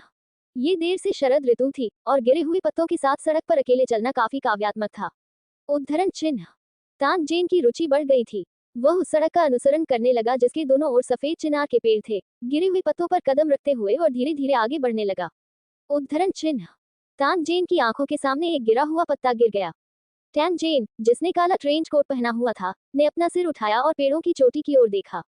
कुछ देर तक देखने के बाद उसे अपने दिल में कुछ महसूस हुआ। उसने अपना मुंह खोला और पढ़ा, ठंड शरद ऋतु के पत्तों और हरी पत्तियों का फायदा उठाती है, इसे मुरझाया हुआ और कड़वा, आत्मनिंदा करने वाला बताया, हवा चलती है और बिना किसी आग्रह के निकल जाती है, चंदवा के साथ जमीन पर इत्मीनान से गिरती है। इस अध्याय की पहली रिलीज नवंबर यूरो एलन पर हुई। तानसेन ने पाठ समाप्त करने के बाद वह अभी भी खुद से थोड़ा प्रसन्न था। जैसे ही वह मूड का फायदा उठाकर एक और गाना गाने वाला था, चांदी की घंटी जैसी हंसी का एक झोंका उसके कानों में दाखिल हुआ। वह पीछे मुड़ा और उसने एक सुंदर और खूबसूरत महिला को कार के सामने झुकते हुए देखा। पतझड़ की हवा चली और आकाश में पीले पत्ते छा गए। उसने मुस्कुराते हुए तानजेन की ओर देखा। उद्धरण चिन्ह। पब फ्यूचर द्वारा विज्ञापन। संपर्क करें टॉस साइट में दान करें मेनू दिखाओ। उपन्यास को पूरा ऑनलाइन पढ़े उपन्यास बिन। उपन्यास अध्याय 86 dot C86 ads by pub future प्रश्नवाचक चिन्ह अध्याय 86 बर्फ भालू गठबंधन 1 अनुवादक 54,96,90,339। जब टैन जेन ने उस लड़की को देखा जो अपना मुंह ढक कर हंस रही थी तो उसकी अभिव्यक्ति थोड़ी शर्मिंदगी भरी लग रही थी।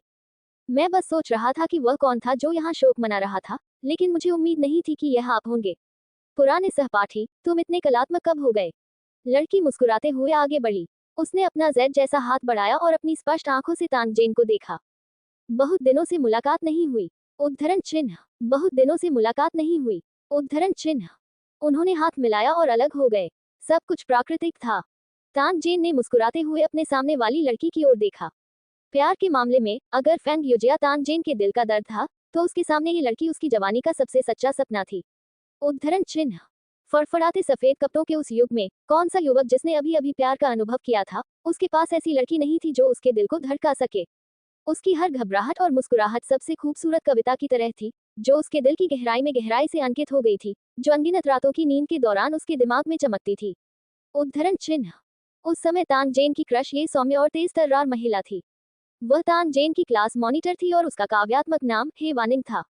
उद्धरण चिन्ह हालांकि समय पानी की तरह बह गया और उनका अलग होना सामान्य था।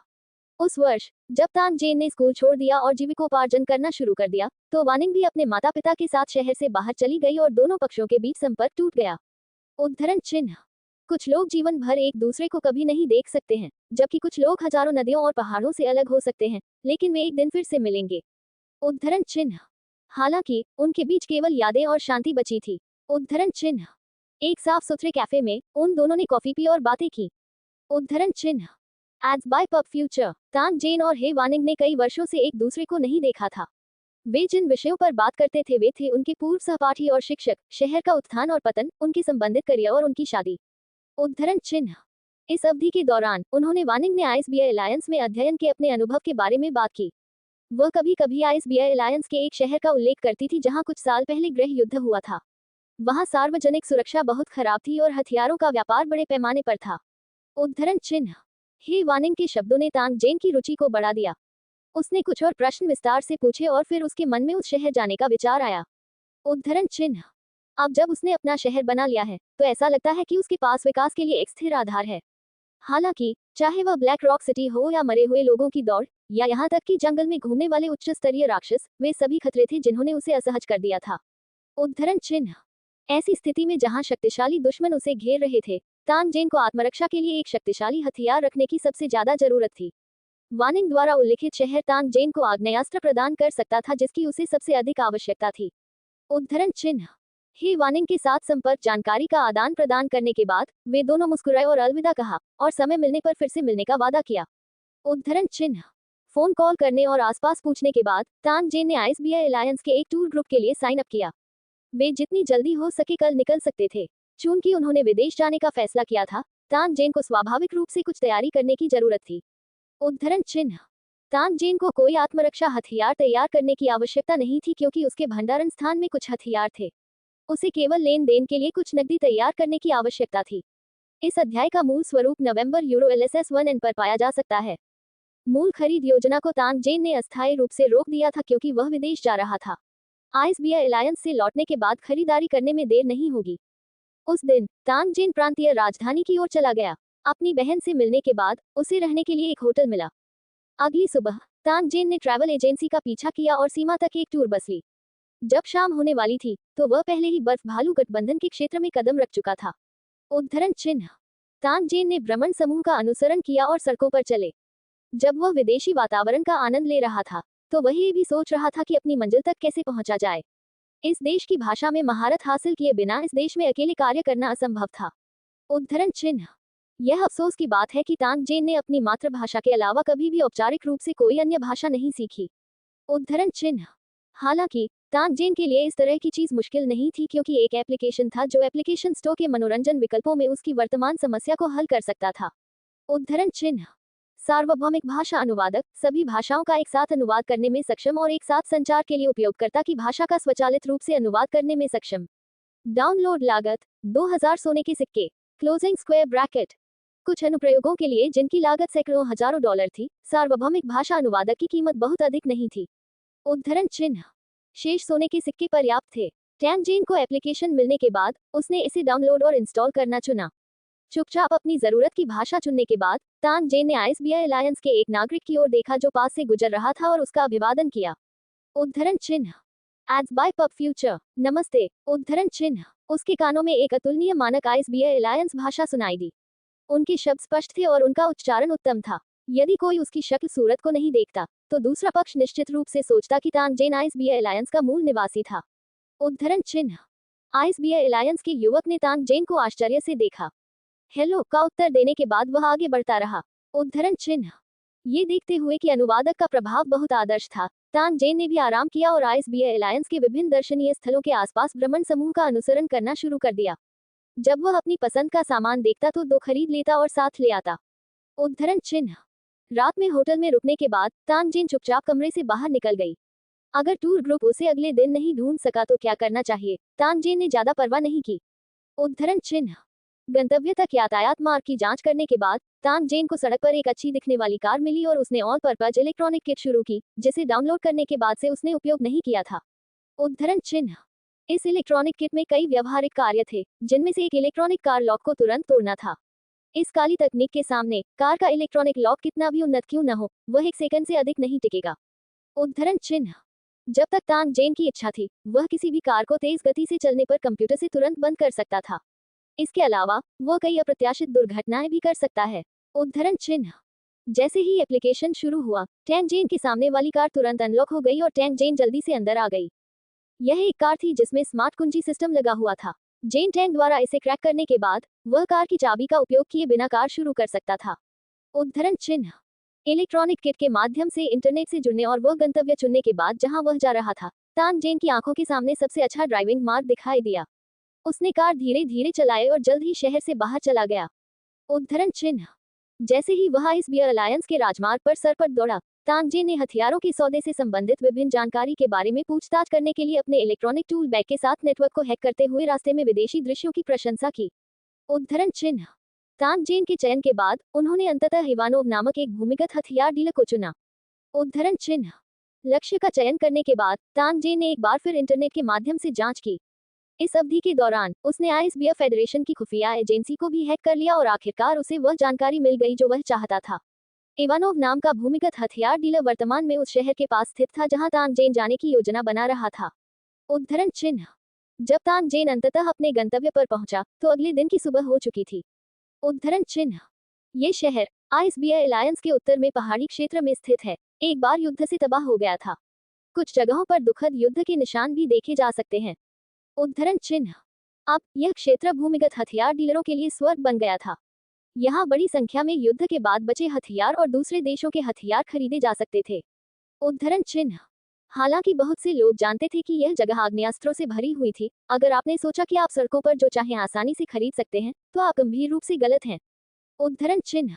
हालांकि अंधेरा अस्तित्व में था, लेकिन इसे कभी भी खुले तौर पर सतह पर नहीं रखा जा सका, क्योंकि इसे जीवित रहने के लिए मिट्टी खो जाएगी। इस दुनिया में जहां प्रकाश और न्याय मुख्य विषय थे, अंधेरा केवल कोने में ही घूम सकता था। उद्धरण चिन्ह। उनके पास जो जानकारी थी उसके अनुसार तान जेन एक किराने की दुकान पर आए थे। इंटरनेट से प्राप्त जानकारी के अनुसार ये वह संपर्क बिंदु था जिसका उपयोग इवानोव आमतौर पर लेनदेन के लिए करते थे। उद्धरण चिन्ह। Ads by pub future. संपर्क करें टॉस साइट में दान करें मेनू दिखाओ। उपन्यास ऑनलाइन पूरा पढ़े उपन्यास बिन। उपन्यास अध्याय 87 C87 ads by pub future प्रश्नवाचक चिन्ह अध्याय 87 हथियार खरीदना और एक अप्रत्याशित लड़ाई 1 अनुवादक 54,96,90,339 तान जेन शांत भाव के साथ किराने की दुकान में चला गया और पाया कि अंदर बहुत शांति थी। वहां केवल 2 अभिव्यक्तिहीन युवक अपने मोबाइल फोन पर काम कर रहे थे। जब उन्होंने तान जेन को अंदर आते देखा तो उन्होंने अपना सिर उठाया और उसकी ओर देखा। उद्धरण चिन्ह। उसकी आंखें जांच पड़ताल और हल्की ठंडक से भरी थीं। सामान्य प्रक्रिया के अनुसार उसे आग्नेयास्त्र खरीदने के लिए कुछ समय देना होगा। उद्धरण चिन्ह। हालांकि उसका अपना शहर अभी अभी बना था और अभी भी कई चीजें थी जिनसे उसे निपटने की जरूरत थी, इसलिए तानजेन यहाँ बहुत अधिक समय बर्बाद नहीं करना चाहता था। उद्धरण चिन्ह। दो युवकों के सामने तानजेन ने अपने हाथ में रखा बैग मेज पर रख दिया और उसे खोल दिया, जिससे अंदर नकदी के बंडल दिखाई दिए। उद्धरण चिन्ह। उसी समय तानजेन अनजाने में ने अपनी कमर पर बंदूक दिखा दी, जिससे दोनों युवकों को इसे देखने की अनुमति मिल गई। उद्धरण चिन्ह। मैं इवानोव से हथियार खरीदना चाहता हूँ। जब तक मैं संतुष्ट हूँ, पैसा कोई समस्या नहीं है। उद्धरण चिन्ह। तानजेन की हरकतें बहुत सीधी और खतरनाक लग रही थीं। हालांकि उसे पूरा विश्वास था कि जब तक ये दोनों युवक कुछ बुरा करना चाहते हैं, वह उन्हें कुछ ही सेकंड में स्वर्ग भेजने में सक्षम होगा। उद्धरण चिन्ह। दोनों युवकों ने एक दूसरे की ओर देखा। उनमें से एक ने उसकी कमर पर हाथ रखा और अपने साथी की ओर देखा। दूसरे ने अपना फोन निकाला और ऐसा लगा जैसे वह किसी से संपर्क कर रहा हो। एक क्षण के बाद उसने दूसरे युवक की ओर सिर हिलाया। उद्धरण चिन्ह। अपनी चीजें ले लो और मेरे पीछे आओ।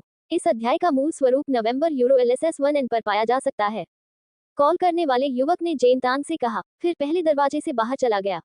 जेन तान के बाहर आने के बाद उसने उसे एक ऑफ रोड वाहन में बैठने दिया और युवक कार चलाकर सड़कों को पार करने लगा। उद्धरण चिन्ह। चरमराहट। ऑफ रोड वाहन शहर के बाहरी इलाके में एक गोदाम क्षेत्र में चला गया और रुक गया। तानजेन ने कुछ ही दूरी पर एक इमारत की छत पर दो युवकों को राइफलें पकड़े देखा। वे उसी समय वॉकी टॉकी पर बात करते हुए अपनी दिशा में देख रहे थे। सामने वाले गोदाम का दरवाजा अंदर से धक्का देकर खोला गया। सबमशीन गन और टैटू से भरे चेहरे वाला एक मजबूत युवक अंदर से बाहर आया और तानजेन की ओर लहराया। वह युवक जो तानजेन को ले गया था, कार में लौट आया और उसके पीछे नहीं आया। गोदाम में प्रवेश करने के बाद तानजेन ने ठंडी हवा की सांस लेने से पहले केवल एक नजर डाली। उद्धरण चिन्ह। करीब 2000 वर्ग मीटर के इस गोदाम में हर तरह के हथियार भरे हुए थे। छोटी पिस्तौलों और गोलियों से लेकर बड़ी विमानभेदी मशीनगनों और मोर्टार तक सब कुछ उपलब्ध था। तानजेन ने एक बख्तरबंद वाहन भी देखा। उद्धरण चिन्ह। Ads by pub future ISB alliance के कुछ ताकतवर लोग घर में बैठे थे। जब उन्होंने तानजेन को अंदर आते देखा तो छोटी दाढ़ी वाला एक आदमी ऊपर आया। तानजेन ने केवल एक नजर डाली और पहचान लिया कि यह लड़का इवानोव था, जिसे वह ढूंढ रहा था। उद्धरण चिन्ह। तानजेन ने आईएसबी अलायंस की खुफिया प्रणाली में इवानोव की जानकारी देखी थी। ये बहुत चालाक आदमी था। वह लालची था और विशेष रूप से अपने जीवन को महत्व देता था। यह आप ही हैं जो हथियार खरीदना चाहते हैं। सही व्यक्ति ढूंढने पर बधाई। जब तक आपके पास पर्याप्त नकदी है, मैं आपको मिसाइलें भी दिलवा सकता हूँ। उद्धरण चिन्ह। इवानोव ने खुद पर बड़ाई की। उसी समय उन्होंने आलोचनात्मक दृष्टि से तानजेन को आकार दिया। उद्धरण चिन्ह। मेरा समय सीमित है, तो चलिए व्यापार शुरू करते हैं। बस इतना ही। क्या मैं अपनी इच्छा से चुन सकता हूँ? उद्धरण चिन्ह। उद्धरण चिन्ह। उद्धरण चिन्ह। तानजेन ने चारों ओर देखा और इवानोव से पूछा, बेशक, कृपया स्वतंत्र रूप से चुने। उद्धरण चिन्ह। इवानोव ने मुंह से धुआं उड़ाते हुए और अपना गाढ़ा सिगार घुमाते हुए कहा। तानजेन ने अब बात नहीं की। वह हथियारों के ढेर में से हथियार चुनने लगा। बाहर से देखने पर इनमें से अधिकतर हथियार पुराने सामान थे। निस्संदेह कुछ नए भी थे जिनका उपयोग पहले नहीं किया गया था। हालांकि उनकी संख्या अपेक्षाकृत कम थी। उद्धरण चिन्ह। तानजेन द्वारा इवानोव को चुनने का कारण स्थानीय हथियार डीलर के रूप में उसकी स्थिति थी। हालांकि बेचे गए अधिकांश हथियार पुराने सामान थे, वे सभी पूरी विविधता के साथ मानक सैन्य सामान थे। उद्धरण चिन्ह। चारों ओर देखने के बाद तानजेन ने सबसे पहले आईएसबी अलायंस से 10 स्वचालित राइफलें और मानक गोला बारूद चुना। उन्होंने हथगोले, शक्तिशाली सैन्य विस्फोटकों और 2 छोटे मोटा का एक बॉक्स भी चुना। उद्धरण चिन्ह। तानजेन ने पिस्तौल और स्नाइपर राइफल जैसे कुछ प्रकार के हथियार भी खरीदे थे। हालांकि तानजेन, जिनके पास एक सुपर शूटिंग सहायक था, एक साधारण राइफल को स्नाइपर राइफल के रूप में इस्तेमाल कर सकते थे। दोनों की भावना अलग थी। उद्धरण चिन्ह। हथियार चुनते समय तानजेन ने वास्तव में 20 से अधिक पुरानी मोसनगन राइफलें देखी।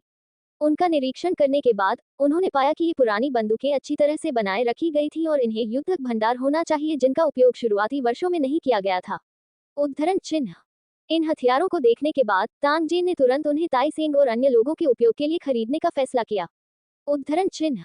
हालांकि तानजेन की नज़र में इस हथियार की फायरिंग गति थोड़ी धीमी थी, लेकिन ये लू चेन की सामान्य रक्षा के लिए इस्तेमाल करने के लिए पर्याप्त से अधिक थी। उनका मानना था कि इस हथियार की प्रतिरोधक क्षमता से यह गुप्त उद्देश्यों वाले कई लोगों को पीछे हटने पर मजबूर कर देगा। उद्धरण चिन्ह। तानजेन ने संगीन गोलियों के साथ ये सभी पुरानी बंदूकें खरीदी। इवानोव का चेहरा संदेह से भर गया। उन्होंने अनुमान लगाया कि तानजेन ने ये पुरानी बंदूकें खरीदी थी जिन्हें उनके दादाजी ने संग्रह के रूप में इस्तेमाल किया था। अपने द्वारा चुने गए हथियारों को इकट्ठा करने के बाद तान जे ने इवानोव को हिसाब बराबर करने का इशारा किया। हालांकि जैसे ही इवानोव कैलकुलेटर टैप कर रहा था, तान जेन की आंखें अचानक संकीर्ण हो गईं और वह बिना किसी हिचकिचाहट के जमीन पर गिर गया। उद्धरण चिन्ह पा पा पा पा पा। अचानक तेज गोलियों की आवाज आई और गोदाम का दरवाजा खुल गया। इसके तुरंत बाद कुछ स्वचालित राइफलें कमरे में घुस आई और कमरे के अंदर गोलीबारी शुरू कर दी। उद्धरण चिन्ह इससे पहले कि गोदाम में मौजूद दोनों युवक अपनी बंदूकें उठा पाते, उनके सीने से तुरंत खून बहने लगा और वे जमीन पर गिर पड़े। उद्धरण चिन्ह ads by pub future boss, यह आग की मुट्ठी है। उन्होंने हम पर घात लगाकर हमला किया। उद्धरण चिन्ह वॉकी टॉकी से एक युवक की तेज दहाड़ सुनाई दी और उसी समय तेज गोलियों की आवाज सुनाई दी। उद्धरण चिन्ह इवानोव ने अपनी स्वचालित राइफल उठाए और गुस्से में जवाबी फायरिंग की। वह उस युवक को ढूंढना चाहता था जिसने हथियार खरीदा था, लेकिन उसे पता चला कि वह युवक बिना किसी सुराग के गायब हो गया है। उद्धरण चिन्ह धिक्कार है, वह अग्नि मुट्ठी से होना चाहिए।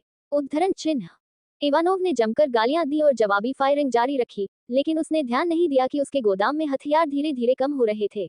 उद्धरण चिन्ह तान जेन, जिसने क्वांटम स्टील्थ लाइट स्क्रीन चालू कर दी थी, ने दोनों पक्षों के बीच गोलीबारी का फायदा उठाया और भंडारण स्थान में हथियारों को स्टोर करना शुरू कर दिया। इसके भर जाने के बाद वह टॉवर के पीछे की गुफा में वापस टेलीपोर्ट करता था, हथियार छोड़ता था और फिर वापस टेलीपोर्ट करता था। उद्धरण चिन्ह गोलियों की बारिश में तान जेन बेहद व्यस्त था। इस दौरान उन्हें छिटपुट गोलियां भी लगी। सौभाग्य से उसने पहले ही काला लबादा पहन लिया था, इसलिए वह आवारा गोलियों से घायल नहीं हुआ। उद्धरण चिन्ह जब तक लड़ाई खत्म होने वाली थी, इवानोव का लगभग आधा गोदाम तान जेन द्वारा खाली कर दिया गया था। बाकी चीजें एंटी टैंक माइन और वॉकी टॉकी के समान थी, जो तान जेन के लिए ज्यादा मददगार नहीं थी। उद्धरण चिन्ह इतना बड़ा फायदा उठाने के बाद तान जेन इवानोव को मारा जाता देखकर वास्तव में शर्मिंदा था। इसलिए अंतिम परिवहन पूरा करने के बाद तान जेन ने एक स्वचालित राइफल ली और जल्दी से इवानोव की ओर दौड़ पड़ा। उद्धरण चिन्ह पा पा पा। एक ही गोली से तान जेन ने उस व्यक्ति को मार डाला जिसने इवानोव को गोली मारने के लिए अपना सिर बाहर बढ़ाया था। फिर उसने इवानोव को ऊपर खींच लिया, जिसके पेट में गोली लगी थी और खून बह रहा था, और गोदाम के दूसरे छोटे दरवाजे की ओर भागा। उद्धरण चिन्ह ये देखकर कि तान जेन उसे बचाने की कोशिश कर रहा था, इवानोव भी बहुत सहयोगी था। जब वह लड़खड़ा रहा था और अपना पेट ढंक रहा था तो उसने तान जेन को उसे सहारा देने की अनुमति दी। उद्धरण चिन्ह तान जेन उस छोटे दरवाजे के सामने पहुंचा जो बंद था। उसने अपना पैर उठाया और जोरदार लात मारी। इवानोव ने जिस लोहे के दरवाजे को बेहद मजबूत समझा था, उसे तान जेन ने सीधे बाहर निकाल दिया था। हे भगवान, क्या यह आदमी इंसान की खाल में भालू है? इवानोव अपने सामने खाली दरवाजे के चौखट को घूरता रहा और उस पर लगे कुछ नए धातु के दरवाजे के शाफ्ट टूटे हुए थे। उसकी आंखें सदमे से भरी थीं और वह कुछ देर के लिए अपने पेट के दर्द को भी भूल गया। उद्धरण चिन्ह जब तान जेन ने ये देखा तो वह दहाड़ने लगा। आप अभी भी असमंजस में क्यों हैं? यदि तुम मरना नहीं चाहते तो जल्दी से मेरे पीछे आओ। उद्धरण चिन्ह इवानोव तुरंत होश में आया और सिर हिलाया। वह तान जेन के पीछे पीछे चलने लगा और छोटे दरवाजे से गोदाम से बाहर निकल गया। तान जेन गोदाम से बाहर निकला ही था कि उसने एक हाथ से स्वचालित राइफल उठाए और सभी दिशाओं में गोलीबारी की। स्वचालित राइफल के पीछे हटने का उन पर कोई प्रभाव नहीं पड़ा। ऐसा लग रहा था मानो ये उसके अंग हों। गोलियां कैसे भी चली, जरा भी हलचल नहीं हुई। उद्धरण चिन्ह इवानोव, जो करीब से पीछे चल रहा था, ने अपनी आंखों से देखा कि इस अवधि के दौरान तान जेन ने 5 बंदूकधारियों को जमीन पर गिरा दिया था। ऐसा लग रहा था जैसे उन सभी को गोली मार दी गई हो। उद्धरण चिन्ह जब मैगजीन में केवल एक गोली बची थी, तान जेन के बाएं हाथ में एक और मैगजीन आगे बढ़ी। इस दौरान उनके दाहिने हाथ में मौजूद स्वचालित राइफल की मारक क्षमता ने ऐसी दमनकारी आग पैदा की जो मैगजीन बदलने के कारण कभी नहीं रुकी। उद्धरण चिन्ह सटीक शूटिंग और दमन पर भरोसा करते हुए वे दोनों अंततः एक ऑफ रोड वाहन की ओर पीछे हट गए। तान जेन ने दरवाजा खोला और ड्राइवर की सीट पर कूदने से पहले इवानोव को पिछली सीट पर फेंक दिया। उद्धरण चिन्ह तान जेन की शूटिंग अभी रुकी ही थी कि गोलियों की एक लहर ऊपर उड़ गई, जिससे ऑफ रोड वाहन से डिंग डिंग ध्वनि निकलने लगी। उद्धरण चिन्ह दुर्भाग्य से तान जेन ने पहले ही ऑफ रोड वाहन शुरू कर दिया था और गोलियों की बारिश के बीच बाहर निकल गया। उद्धरण चिन्ह एड्स बाय पब फ्यूचर संपर्क करें टॉस साइट में दान करें मेनू दिखाओ। उपन्यास ऑनलाइन पूरा पढ़े उपन्यास बिन उपन्यास अध्याय 88 C88 ads by pub future प्रश्नवाचक चिन्ह अध्याय 88 अध्याय 86 मृत्यु का भय। अनुवादक 54,96,90,339। इवानोव की चोटें बहुत गंभीर थीं। सामने से दुश्मन की गोली उनके पेट में लगी थी। 7.62 कैलिबर राइफल की गोली ने उनकी आंतों को कई टुकड़ों में फाड़ दिया था और फिर गोली ने उनकी पीठ के निचले हिस्से में एक खूनी छेद कर दिया था। उद्धरण चिन्ह अगर उन्होंने उसके पेट की गुहा खोली तो उन्होंने देखा कि यह गंदगी और खून से भरी हुई थी। ये अकेले ही उसे मारने के लिए पर्याप्त थे, भयानक बंदूक की गोली के घाव का तो जिक्र ही नहीं किया गया। उद्धरण चिन्ह। अगर उन्हें सर्वोत्तम समय में प्रभावी उपचार नहीं मिल सका तो इवानोव लंबे समय तक टिक नहीं पाएंगे। उद्धरण चिन्ह। तानजेन ने अपना सिर घुमाया और खून से लथपथ इवानोव की ओर नहीं देखा। ऑफ रोड वाहन चलाते समय वह अन्य चीजों के बारे में सोच रहा था। इस बार उसने इवानोव से बहुत सारे हथियार प्राप्त किए थे। ऐसा लगता था कि इससे तानजेन की मार्शल ताकत में काफी सुधार हो सकता है, लेकिन तानजेन को पता था कि इन आग्नेयास्त्रों का इस्तेमाल केवल आने वाले संकट से निपटने के लिए किया जाएगा। यदि वह दीर्घावधि में विकास करना चाहता था तो लू शहर की दुनिया के लिए उपयुक्त मार्शल तकनीक का विकास इसकी नींव थी। उद्धरण चिन्ह। मूल दुनिया में हथियारों के रखरखाव, प्रशिक्षण और संचालन के लिए पेशेवर कर्मियों की आवश्यकता होती है। केवल पर्याप्त रसद आपूर्ति के साथ ही इन हथियारों और उपकरणों को सामान्य रूप से उपयोग जारी रखने की गारंटी दी जा सकती है। उद्धरण चिन्ह। हालांकि तानजेन अस्थायी रूप से ये काम करने में असमर्थ था। उद्धरण चिन्ह। इवानोव एक अच्छा दीर्घकालिक साझेदार प्रतीत होता था, लेकिन दुर्भाग्य से वह मरने वाला था। उद्धरण चिन्ह। तानजेन अपने दिल में कुछ सोच रहा था जब उसके कान के पास कराहने की आवाज सुनाई दी। इवानोव, जो कार में बैठने के बाद अर्धचेतन अवस्था में पड़ गया था, इस समय अचानक जाग गया। इसके अलावा ऐसा लग रहा था कि वह और अधिक ऊर्जावान हो गए हैं। उद्धरण चिन्ह। उसने अपनी धंसी हुई आंखों से तानजेन को देखा। एक क्षण के बाद इवानोव मंद मंद मुस्कुराया और कहा, मुझे बचाने के लिए धन्यवाद। तुम्हें पता है मित्र, मैं वास्तव में अभी तक मरना नहीं चाहता क्योंकि मेरा सपना अभी तक साकार नहीं हुआ है। लेकिन अब स्थिति को देखते हुए मुझे डर है कि यह इच्छा पूरी नहीं होगी। तानजेन ने अपना सिर भी इधर उधर नहीं घुमाया। उन्होंने केवल ये कहने के लिए उदासीन स्वर का उपयोग किया, कोई भी मरना नहीं चाहता, लेकिन यह अफसोस की बात है कि इस तरह की बात केवल स्वर द्वारा तय की जा सकती है ना? तानजेन ने बदले में पूछा। उसने अपना सिर घुमाया और इवानोव की अभिव्यक्ति देखी। इवानोव की अभिव्यक्ति इस समय बेहद बदसूरत थी। हालांकि उसका दिमाग अभी भी साफ था, तानजेन को उसके शरीर से मौत की आभा महसूस हो सकती थी। शायद उनकी वर्तमान स्पष्टचित स्थिति मृत्यु से पहले एक क्षणिक सुधार मात्र थी। उद्धरण चिन्ह। Edge by pub future. हाँ, इस तरह की बात केवल ईश्वर ही तय कर सकता है, लेकिन मैं अभी भी इसे स्वीकार नहीं कर सकता। अगर मेरे लिए जीने का कोई रास्ता है तो मैं अपनी सारी पारिवारिक संपत्ति छोड़ने में संकोच नहीं करूंगा और अब पैसे को अपना जीवन नहीं मानूंगा। उद्धरण चिन्ह। इवानोव खुद पर फूट फूट कर हंसा और जारी रखा, लेकिन ये सब कहने का क्या मतलब है? मैं अब भी मौत से नहीं बच सकता। मैं अब सड़क पर मरते हुए जंगली कुत्ते जैसा दिखता हूँ। उद्धरण चिन्ह। तानजेन ने कोई उत्तर नहीं दिया। वह केवल गाड़ी चलाता रहा। समय समय पर वह पीछे के शीशे से देखता और कुछ कारों को देखता जो धीरे धीरे आगे बढ़ रही थी। उद्धरण चिन्ह। लगता है तानजेन ने कुछ तय कर लिया है। वह इवानोव की ओर मुड़ा और बोला, वास्तव में तुम्हें मरना नहीं है, या बल्कि मैं तुम्हें पुनर्जन्म होने दे सकता हूँ। तानजेन के शब्दों ने इवानोव को एक पल के लिए स्तब्ध कर दिया। उसने आधे मिनट तक तानजेन को संदेह भरी निगाहों से देखा और फिर कड़वाहट से मुस्कुराते हुए कहा, दोस्त, क्या मैं तुम्हारे पुनर्जन्म को मेरे सिर में गोली मारने के समान समझ सकता हूँ? अगर ऐसा है तो मुझे नहीं लगता कि इसकी कोई जरूरत है, क्योंकि मैं पहले से ही देख सकता हूँ कि स्वर्ग का दरवाजा मेरे लिए धीरे धीरे खुल रहा है। उद्धरण चिन्ह। उद्धरण चिन्ह। उद्धरण चिन्ह। तानजेन ने ये सुनकर तिरस्कारपूर्वक उपहास किया, स्वर्ग एक हथियार डीलर को कैसे स्वीकार कर सकता है? मुझे मत छेड़ो, मुझे लगता है कि यह नरक जैसा है। मेरे पास आपके साथ मजाक करने का समय नहीं है। जब मैंने कहा कि मैं आपको पुनर्जन्म लेने में मदद कर सकता हूँ, तो मेरा मतलब आपके शरीर को बदलने में मदद करना था, लेकिन ये केवल कुछ वर्षों तक ही चल सकता है। लेकिन चिंता मत करो, जब तक मैं इच्छुक हूँ, मैं किसी भी समय नया शरीर बदलने में आपकी मदद कर सकता हूँ। यह ऐसा था मानो इवानोव कोई काल्पनिक कहानी सुन रहा हो। हालांकि इस समय इवानोव, जो स्पष्ट रूप से महसूस कर सकता था कि किसी भी क्षण मौत उस पर आ जाएगी, उसे अब तानजेन के शब्दों की सच्चाई पर सवाल उठाने का अधिकार नहीं था। उद्धरण चिन्ह। भगवान के लिए मैं इसे आजमाने को तैयार हूँ। आखिरकार मैं कुछ भी नहीं खोऊंगा, है ना? उद्धरण चिन्ह। उद्धरण चिन्ह। उद्धरण चिन्ह। इवानोव ने बोलना समाप्त करने के बाद तानजेन को घूर कर देखा। उसे डर था कि उसका तथाकथित पुनर्जन्म उसके सिर पर गोली मार देगा। उद्धरण चिन्ह। तानजेन अब इवानोव के साथ बकवास बात करने के मूड में नहीं थी। उन्होंने ही पूछा, क्या आपके पास छिपने के लिए कोई गुप्त जगह है? मुझे तैयारी के लिए कुछ समय चाहिए होगा। हाँ, ये राजमार्ग 236 के किनारे एक विला है। पता किंग किंग है। इवानोव ने कुछ प्रयास से जगह का नाम बताया। इस समय उन्हें लगा कि उनकी दृष्टि काली होती जा रही है और उनके शरीर की मांसपेशियां अधिक शिथिल होती जा रही हैं।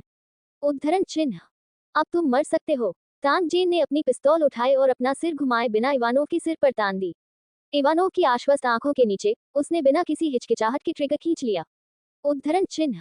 टकराना। उद्धरण चिन्ह। गोली इवानोव के माथे को पार कर गई। उसकी आंखें खुली हुई थीं और वे पश्चाताप और अनिच्छा से भरी हुई थीं। उद्धरण चिन्ह एड्स बाय पब फ्यूचर। तांग जेन को इवानोव की मृत अवस्था की परवाह नहीं थी। इसके बजाय उसने तुरंत एक मस्तिष्क निकाला जिस पर अजीब सी रुनियां अंकित थीं। उसने बल लगाया और गोली को इवानोव की भौहों के बीच छेद के माध्यम से उसकी कपाल गुहा में दबा दिया। उद्धरण चिन्ह आप जीवित रह पाएंगे या नहीं यह आपके भाग्य पर निर्भर करेगा। आखिरकार मैं पहली बार ऐसा कुछ कर रहा हूँ। उद्धरण चिन्ह तांग जेन ने सिगरेट जलाई और कार रोक दी। कुछ गहरे कश लेने के बाद उसने अपनी पूरी ताकत से स्वचालित राइफल का बोल्ट खींचा और कार से बाहर कूद गया। उद्धरण चिन्ह 3 ऑफ रोड वाहन पहले ही उन्हें अपनी चपेट में ले चुके थे और अपने पीछे धूल का एक निशान छोड़ गए थे। जब उन्होंने तांग जेन को खुली जगह पर खड़े होकर उनका इंतजार करते देखा तो आईएसबीआई अलायंस के कुछ मजबूत लोगों ने तुरंत अपना सिर कार की खिड़कियों से बाहर निकाल लिया। उनके हाथों में सबमशीन बंदूकें थीं और वे उस पर गोली चलाना चाहते थे। इस अध्याय का मूल स्वरूप नवंबर यूरो एलएसएस 1N पर पाया जा सकता है। दुर्भाग्य से इन लोगों की गोलियों की आवाज सुनने से पहले ही तांग जेन इन लोगों की स्तब्ध निगाहों के नीचे भूत की तरह अपने मूल स्थान से गायब हो चुका था। उसी समय कुछ गोलियां हवा में छलनी हो गईं। उद्धरण चिन्ह पा एक साहसी व्यक्ति जिसने अपना शरीर कार की खिड़की से बाहर निकाला हुआ था, खून बह रहा था। उसका सिर भी फट गया और हाथ में मौजूद सबमशीन गन की धूल नीचे गिर गई। उसका शरीर सड़े हुए मांस के ढेर की तरह कार की खिड़की पर लटक गया।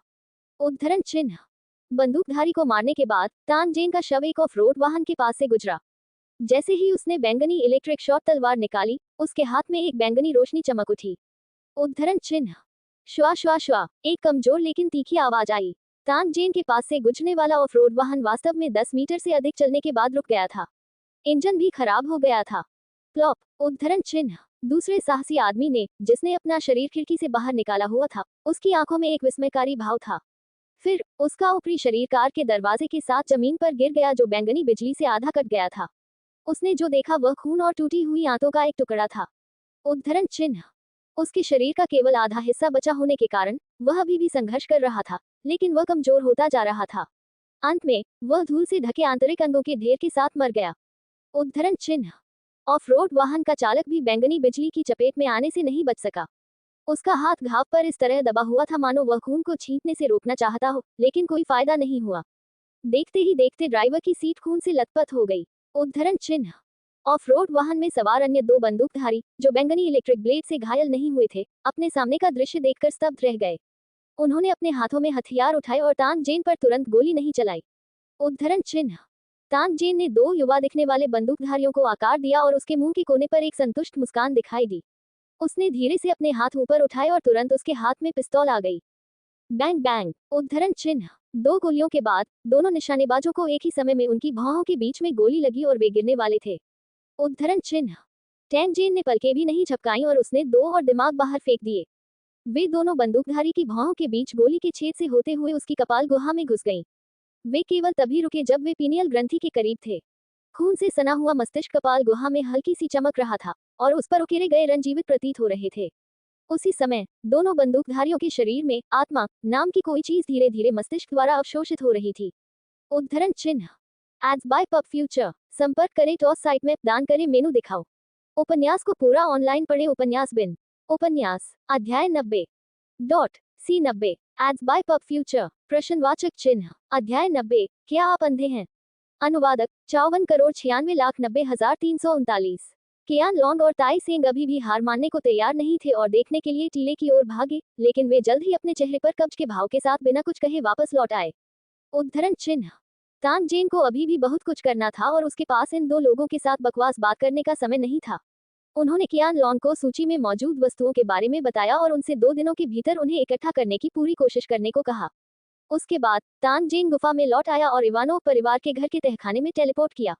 उद्धरण चिन्ह सामग्री तैयार करने के लिए कियान लांग से मिलने के बाद उसे बाकी खुद तैयार करना पड़ा। उद्धरण चिन्ह आत्मा आवाज की गुप्त तकनीक वास्तव में बहुत सरल थी और आवश्यक सामग्री दुर्लभ नहीं थी। हालांकि इसमें कई प्रमुख बिंदु थे और इन बिंदुओं के बिना इस गुप्त तकनीक को सफलतापूर्वक निष्पादित करने की कोई संभावना नहीं थी। उद्धरण चिन्ह पहला मस्तिष्क था जो आत्मा को स्थापित करने वाली गुप्त तकनीक की नींव था। आत्मा जितनी मजबूत होगी, रहने के लिए मस्तिष्क के स्तर की उतनी ही अधिक आवश्यकता होगी। जहां तक एक सामान्य व्यक्ति की आत्मा की बात है, उसके ठहरने के लिए केवल स्तर एक मस्तिष्क की आवश्यकता होती है। उद्धरण चिन्ह इसके बाद रून्स और सक्रियण मंत्र थे। रून्स को मस्तिष्क पर उकेरने की आवश्यकता होती है, और जब वे ताजे रक्त के संपर्क में आते हैं तो वे स्वचालित रूप से काम करते हैं। क्योंकि मस्तिष्क में पीनियल ग्रंथि ही आत्मा का वास्तविक निवास स्थान थी, जब मस्तिष्क उसके पास पहुंचता था तो वह सबसे तेज समय में आत्मा को अवशोषित कर सकता था और उसे मस्तिष्क में निवास करा सकता था। उद्धरण चिन्ह। अन्यथा, एक बार जब उन्हें एहसास हुआ कि उनके शरीर मर चुके हैं, तो उनकी आत्माएं भी शरीर के साथ क्यूई के समर्थन के बिना जल्दी ही मर जाएंगी। उद्धरण चिन्ह।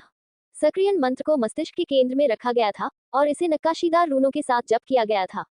फिर उपयोगकर्ता अपनी इच्छा के अनुसार आत्मा संचरण को सक्रिय करने के लिए पासवर्ड सेट कर सकता है या चुपचाप इसे डाल भी सकता है। उद्धरण चिन्ह। तीसरा मस्तिष्क द्वारा प्रदान की गई ऊर्जा के साथ राक्षस के रक्त द्वारा खींचा गया विशेष जादुई चक्र था। इस जादुई चक्र के बिना आत्मा को स्थापित करने की गुप्त तकनीक को सफलतापूर्वक निष्पादित नहीं किया जा सकता था। उद्धरण चिन्ह। उन्होंने इवानोव पर आत्मा निवास गुप्त तकनीक का सरलीकृत संस्करण इस्तेमाल किया। वह केवल शरीर में ही रह सकता था और अपनी इच्छा से न तो शरीर छोड़ सकता था और न ही उसमें प्रवेश कर सकता था। वह शरीर के प्रतिस्थापन को पूरा करने के लिए केवल तानजेन की मदद पर भरोसा कर सकता था। अगर इवानोव ने तानजेन की गुप्त तकनीक द्वारा तैयार किए गए शरीर का उपयोग किया होता तो वह 100% अनुकूलता प्राप्त करने में सक्षम होता। इससे उन्हें हर कुछ वर्षों में अपना शरीर बदलने की परेशानी से भी मुक्ति मिलेगी। उद्धरण चिन्ह। दुर्भाग्य से तानजेन के पास फिलहाल ऐसा शरीर विकसित करने का समय नहीं था। अगर उसने ऐसा किया भी तो उसका इरादा इसे इवानोव को अब इस्तेमाल करने के लिए देने का नहीं था। उद्धरण चिन्ह। केवल इवानोव को अपने शरीर को जीवित रहने के लिए बदलने के लिए टैनजेन की मदद पर भरोसा करने से ही टैनजेन इस आदमी को पूरी तरह से नियंत्रित करने में सक्षम हो पाएगा। हालांकि वह आत्मा निवास गुप्त तकनीक का उपयोग करते समय कुछ छोटी युक्तियां भी इस्तेमाल कर सकता था, लेकिन इसका प्रभाव उसके शरीर को बदलने जितना स्पष्ट और प्रत्यक्ष नहीं होगा। उद्धरण चिन्ह। तानजेन ने सामग्री तैयार करने के लिए 2 दिन का उपयोग करने की योजना बनाई। तीसरे दिन आधी रात को वह पहला सोल लॉजिंग सीक्रेट तकनीक प्रयोग करेंगे। उद्धरण चिन्ह।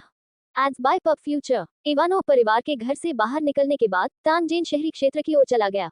जब वह एक कांटे से गुजरा, तानजेन ने एक लंबी सुंदरता को एक कार को रोकने के लिए अपना हाथ लहराते हुए देखा।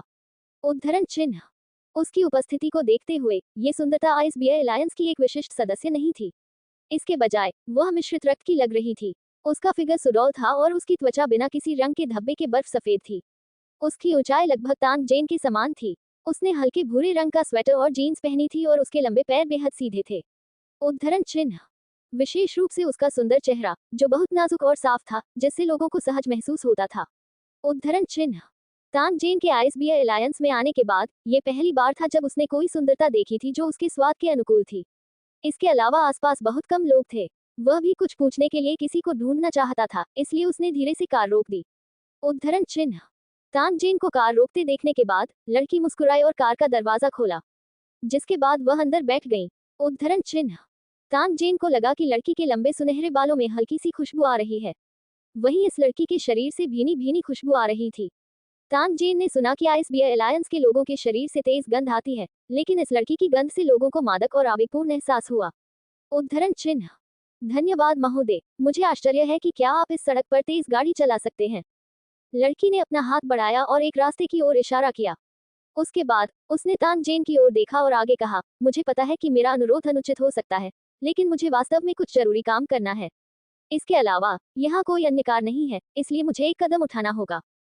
तानजेन ने लड़की को आगे बढ़ने से रोक दिया, जिसके बाद ऑफ रोड वाहन थोड़ा घुमा, एक्सीलेटर पर कदम रखा और उस सड़क की ओर निकल गया। उद्धरण चिन्ह। मुझे परेशानी के लिए खेद है, लेकिन मुझे अभी भी आपको धन्यवाद देना है, सर। उद्धरण चिन्ह।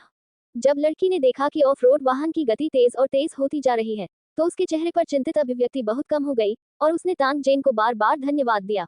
उद्धरण चिन्ह। यदि यह सड़क शहर की ओर जाती है तो मैं भी उसी रास्ते पर जा रहा हूँ। आपको मुझे धन्यवाद देने की जरूरत नहीं है, तानजेन ने मुस्कुराते हुए कहा। साथ ही उसने लड़की से कुछ सवाल पूछे जो वह पूछना चाहता था। सौभाग्य से ये लड़की स्थानीय थी। तानजेन द्वारा पूछे गए कुछ प्रश्नों के उसने सटीक उत्तर दिए। उद्धरण चिन्ह। जब वे दोनों बात कर रहे थे, लड़की ने अचानक उनके सामने मोटरसाइकिलों की ओर इशारा किया और कहा, सर कृपया उस मोटरसाइकिल को रोकने में मेरी मदद करें। ये चमड़े की जैकेट में वह गंजा आदमी है। तानजेन ने लड़की की ओर देखा। उसने स्टीयरिंग व्हील को अपने हाथ में घुमाया और जबरदस्ती मोटरसाइकिल के रास्ते में घुस गया, जिससे लड़की ने जिस मोटरसाइकिल को रुकने का इशारा किया था उसे मजबूरन रुकना पड़ा। उद्धरण चिन्ह। तानजेन की कार रुकी ही थी कि उसने लड़की को ऑफ रोड वाहन से बाहर कूदते देखा। फिर उसने चमड़े की जैकेट पहने युवक को खींच लिया और गुस्से भरे लहजे में उससे सवाल किया। उद्धरण चिन्ह। तान जेन ने कुछ शब्द सुनने के बाद उसे मामले की पूरी कहानी समझ में आ गई। उद्धरण चिन्ह। Ads by pub future. गंजा युवक लड़की का बड़ा भाई था। घर पर उसकी मां बीमार थी। जब बड़ा भाई अभी अभी घर आया तो वह अपनी मां के इलाज के लिए परिवार द्वारा छोड़े गए पैसे ले गया। ऐसा लग रहा था कि वह इसका उपयोग अपने मोटरसाइकिल सवार दोस्तों के साथ एक सभा की तैयारी के लिए करने जा रहा था। उद्धरण चिन्ह। जब लड़की घर लौटी और इस बारे में सुना तो उसने तुरंत उसका पीछा किया और फिर सड़क के किनारे बस लेने का दृश्य हुआ। उद्धरण चिन्ह। जब तान जेन ने दोनों भाई बहनों को बहस करते हुए देखा तो वह बीच में आने के लिए आगे नहीं बढ़ा। ये उनका पारिवारिक मामला था और बेहद संवेदनशील विषय भी। किसी भी समय बाहरी लोगों को इस तरह के विषय में आसानी से हस्तक्षेप नहीं करना चाहिए। तान जेन इस समय परेशानी पैदा नहीं करना चाहता था, लेकिन मुसीबत उसके पास आ गई। उद्धरण चिन्ह। कुछ हट्टे कट्टे युवकों ने तान जेन को घेर लिया, जिसके बाद उनमें से एक ने तान जेन को शाप दिया। फतारानकन सीखे, तुम शापित बंदर, क्या तुम अंधे हो? तुमने तो बस मेरी कार बर्बाद कर दी और मेरे भाइयों को डरा दिया। अगर तुमने मुआवजे के तौर पर $1,00,000 नहीं छोड़े तो मैं तुम्हें आवारा कुत्ते की तरह मरवा दूंगा। इतना कहने के बाद युवक ने अपने हाथ में बड़ा बोली चाकू लहराया और तान जेन का आकार माप लिया। ऐसा लगता था जैसे वह ये पता लगाने की कोशिश कर रहा था कि उसके शरीर के किस हिस्से में चाकू घोंपना अधिक आरामदायक होगा। इस अध्याय का मूल स्वरूप नवंबर यूरो LSS 1N पर पाया जा सकता है। तान जेन ने व्यंग्य किया। उन्होंने बिल्कुल भी कोई बकवास नहीं की। उसने अपनी मुट्ठी घुमाए और चाकूधारी युवक की नाक पर वार किया, जिससे उसकी नाक अंदर घुस गई। युवक चिल्लाया और जमीन पर गिर गया, जिससे उसकी नाक बंद हो गई। उद्धरण चिन्ह। जब उन्होंने जेन तान को अचानक कार्रवाई करते देखा तो बगल में मौजूद दर्जनों युवा तुरंत चिल्लाने लगे। एक के बाद एक वे आगे बढ़े और जेन तान को घेर लिया। उनमें से कुछ के पास हथियार भी थे जो उन्होंने अभी अभी अपनी मोटरसाइकिलों से निकाले थे। उद्धरण चिन्ह। साइड में झगड़ रहे भाई बहन भी रुक गए। जब लड़की ने देखा कि तान जेन को घेरा जा रहा है तो वह आगे बढ़कर उसे बचाना चाहती थी। हालांकि उसके भाई ने उसे मजबूती से रोके रखा। उद्धरण चिन्ह। अगर वह अभी भाग जाता तो ये कमीने शायद उसकी बहन को भी नहीं छोड़ते। अब वह बस इंतजार कर सकता था और आशा कर सकता था कि एशियन एलायंस के युवक की हत्या नहीं की जाएगी। उद्धरण चिन्ह। हालांकि चीजें उस दिशा में नहीं गई जिसकी भाई बहनों को उम्मीद थी। वह युवक जिसके बारे में उन्होंने सोचा था कि वह जल्द ही जमीन पर गिरकर विलाप करेगा, नहीं गिरा। इसके बजाय उसने एक त्रिकोणीय बैट से बना चमड़े का चाबुक लहराया और एक दर्जन क्रूर युवाओं को तब तक पीटा जब तक वे चिल्ला नहीं उठे। उद्धरण चिन्ह। त्रिकोणीय बैट रबर और नायलॉन की रस्सी से बनी थी। यह एक अंगूठी के आकार की वस्तु थी जिसका उपयोग इंजन और अन्य उपकरणों को शक्ति प्रदान करने के लिए किया जाता था। ये बहुत लचीला और मजबूत था। लोगों को कोड़े मारना बहुत दर्दनाक था। अक्सर एक कोड़ा शरीर पर एक आंख को पकड़ने वाला खूनी निशान छोड़ देता था। उद्धरण चिन्ह। भाई और बहन ने केवल कोड़े की चमक की छाया देखी और शरीर पर पड़ने वाले कोड़े की आवाज अंतहीन थी। एक दर्जन से अधिक युवकों की चीखें भी उठी और गिरी। ऐसा लग रहा था कि वे चकमा देना और पलटवार करना चाहते थे, लेकिन हर पल चाबुक उनके शरीर और चेहरे पर पड़ते थे। उद्धरण चिन्ह। एक दर्जन से अधिक लोग, उनमें से हर एक बिल्कुल एक जैसा था। उनकी गति इतनी तेज थी कि ऐसा लग रहा था मानो युवक के पास एक दर्जन से अधिक हथियार हों। प्रत्येक हाथ एक व्यक्ति पर नजर रखने और फिर उन्हें कोड़े मारकर मौत के घाट उतारने के लिए समर्पित था। उद्धरण चिन्ह। तान जेन को शांत होने और रुकने में पूरे 3 मिनट लग गए। उसके आसपास कई नवयुवक थे जिनके कपड़े फटे हुए थे और खून से लथपथ थे। उनके शरीर का एक भी हिस्सा अक्षुण्ण नहीं था। उद्धरण चिन्ह। कोड़े मारने से उनकी त्वचा सूज गई थी और कोड़े के निशानों से खून और कोशिका द्रव रिसता रहता था। यह एक भयानक दृश्य था। उद्धरण चिन्ह। इतनी बुरी तरह से कोड़े मारे जाने के बावजूद इनमें से किसी भी युवा ने चिल्लाने तक की आवाज नहीं निकाली। वे बस कराह सकते थे क्योंकि वे आवाज निकालने में बहुत कमजोर थे। उद्धरण चिन्ह। तान जेन ने उन युवकों की ओर देखा जो जमीन पर खून से लथपथ थे। उसकी आंखों में जरा भी दया नहीं थी। इस समूह के लोगों के खराब प्रदर्शन ने पहले ही साबित कर दिया था कि ये पूरी तरह से खलनायकों का समूह है। उनके लिए कोई सजा भुगतना बहुत ज्यादा नहीं होगा। असंतुष्ट भाई और बहन ने जमीन पर मौजूद दर्जन भर ताकतवर लोगों को देखा और फिर तान जेन को देखा, जो चपटी नाक वाले युवक को थप्पड़ मारने के लिए त्रिकोणीय बैट का उपयोग कर रहा था, सिर्फ इसलिए कि वह उनका रास्ता रोक रहा था। उन्हें लगा कि उनके रोंगटे खड़े हो गए हैं। उद्धरण चिन्ह। इस भयानक आदमी की पृष्ठभूमि क्या थी? Ads by pub future. संपर्क करें, टॉस साइट में दान करें।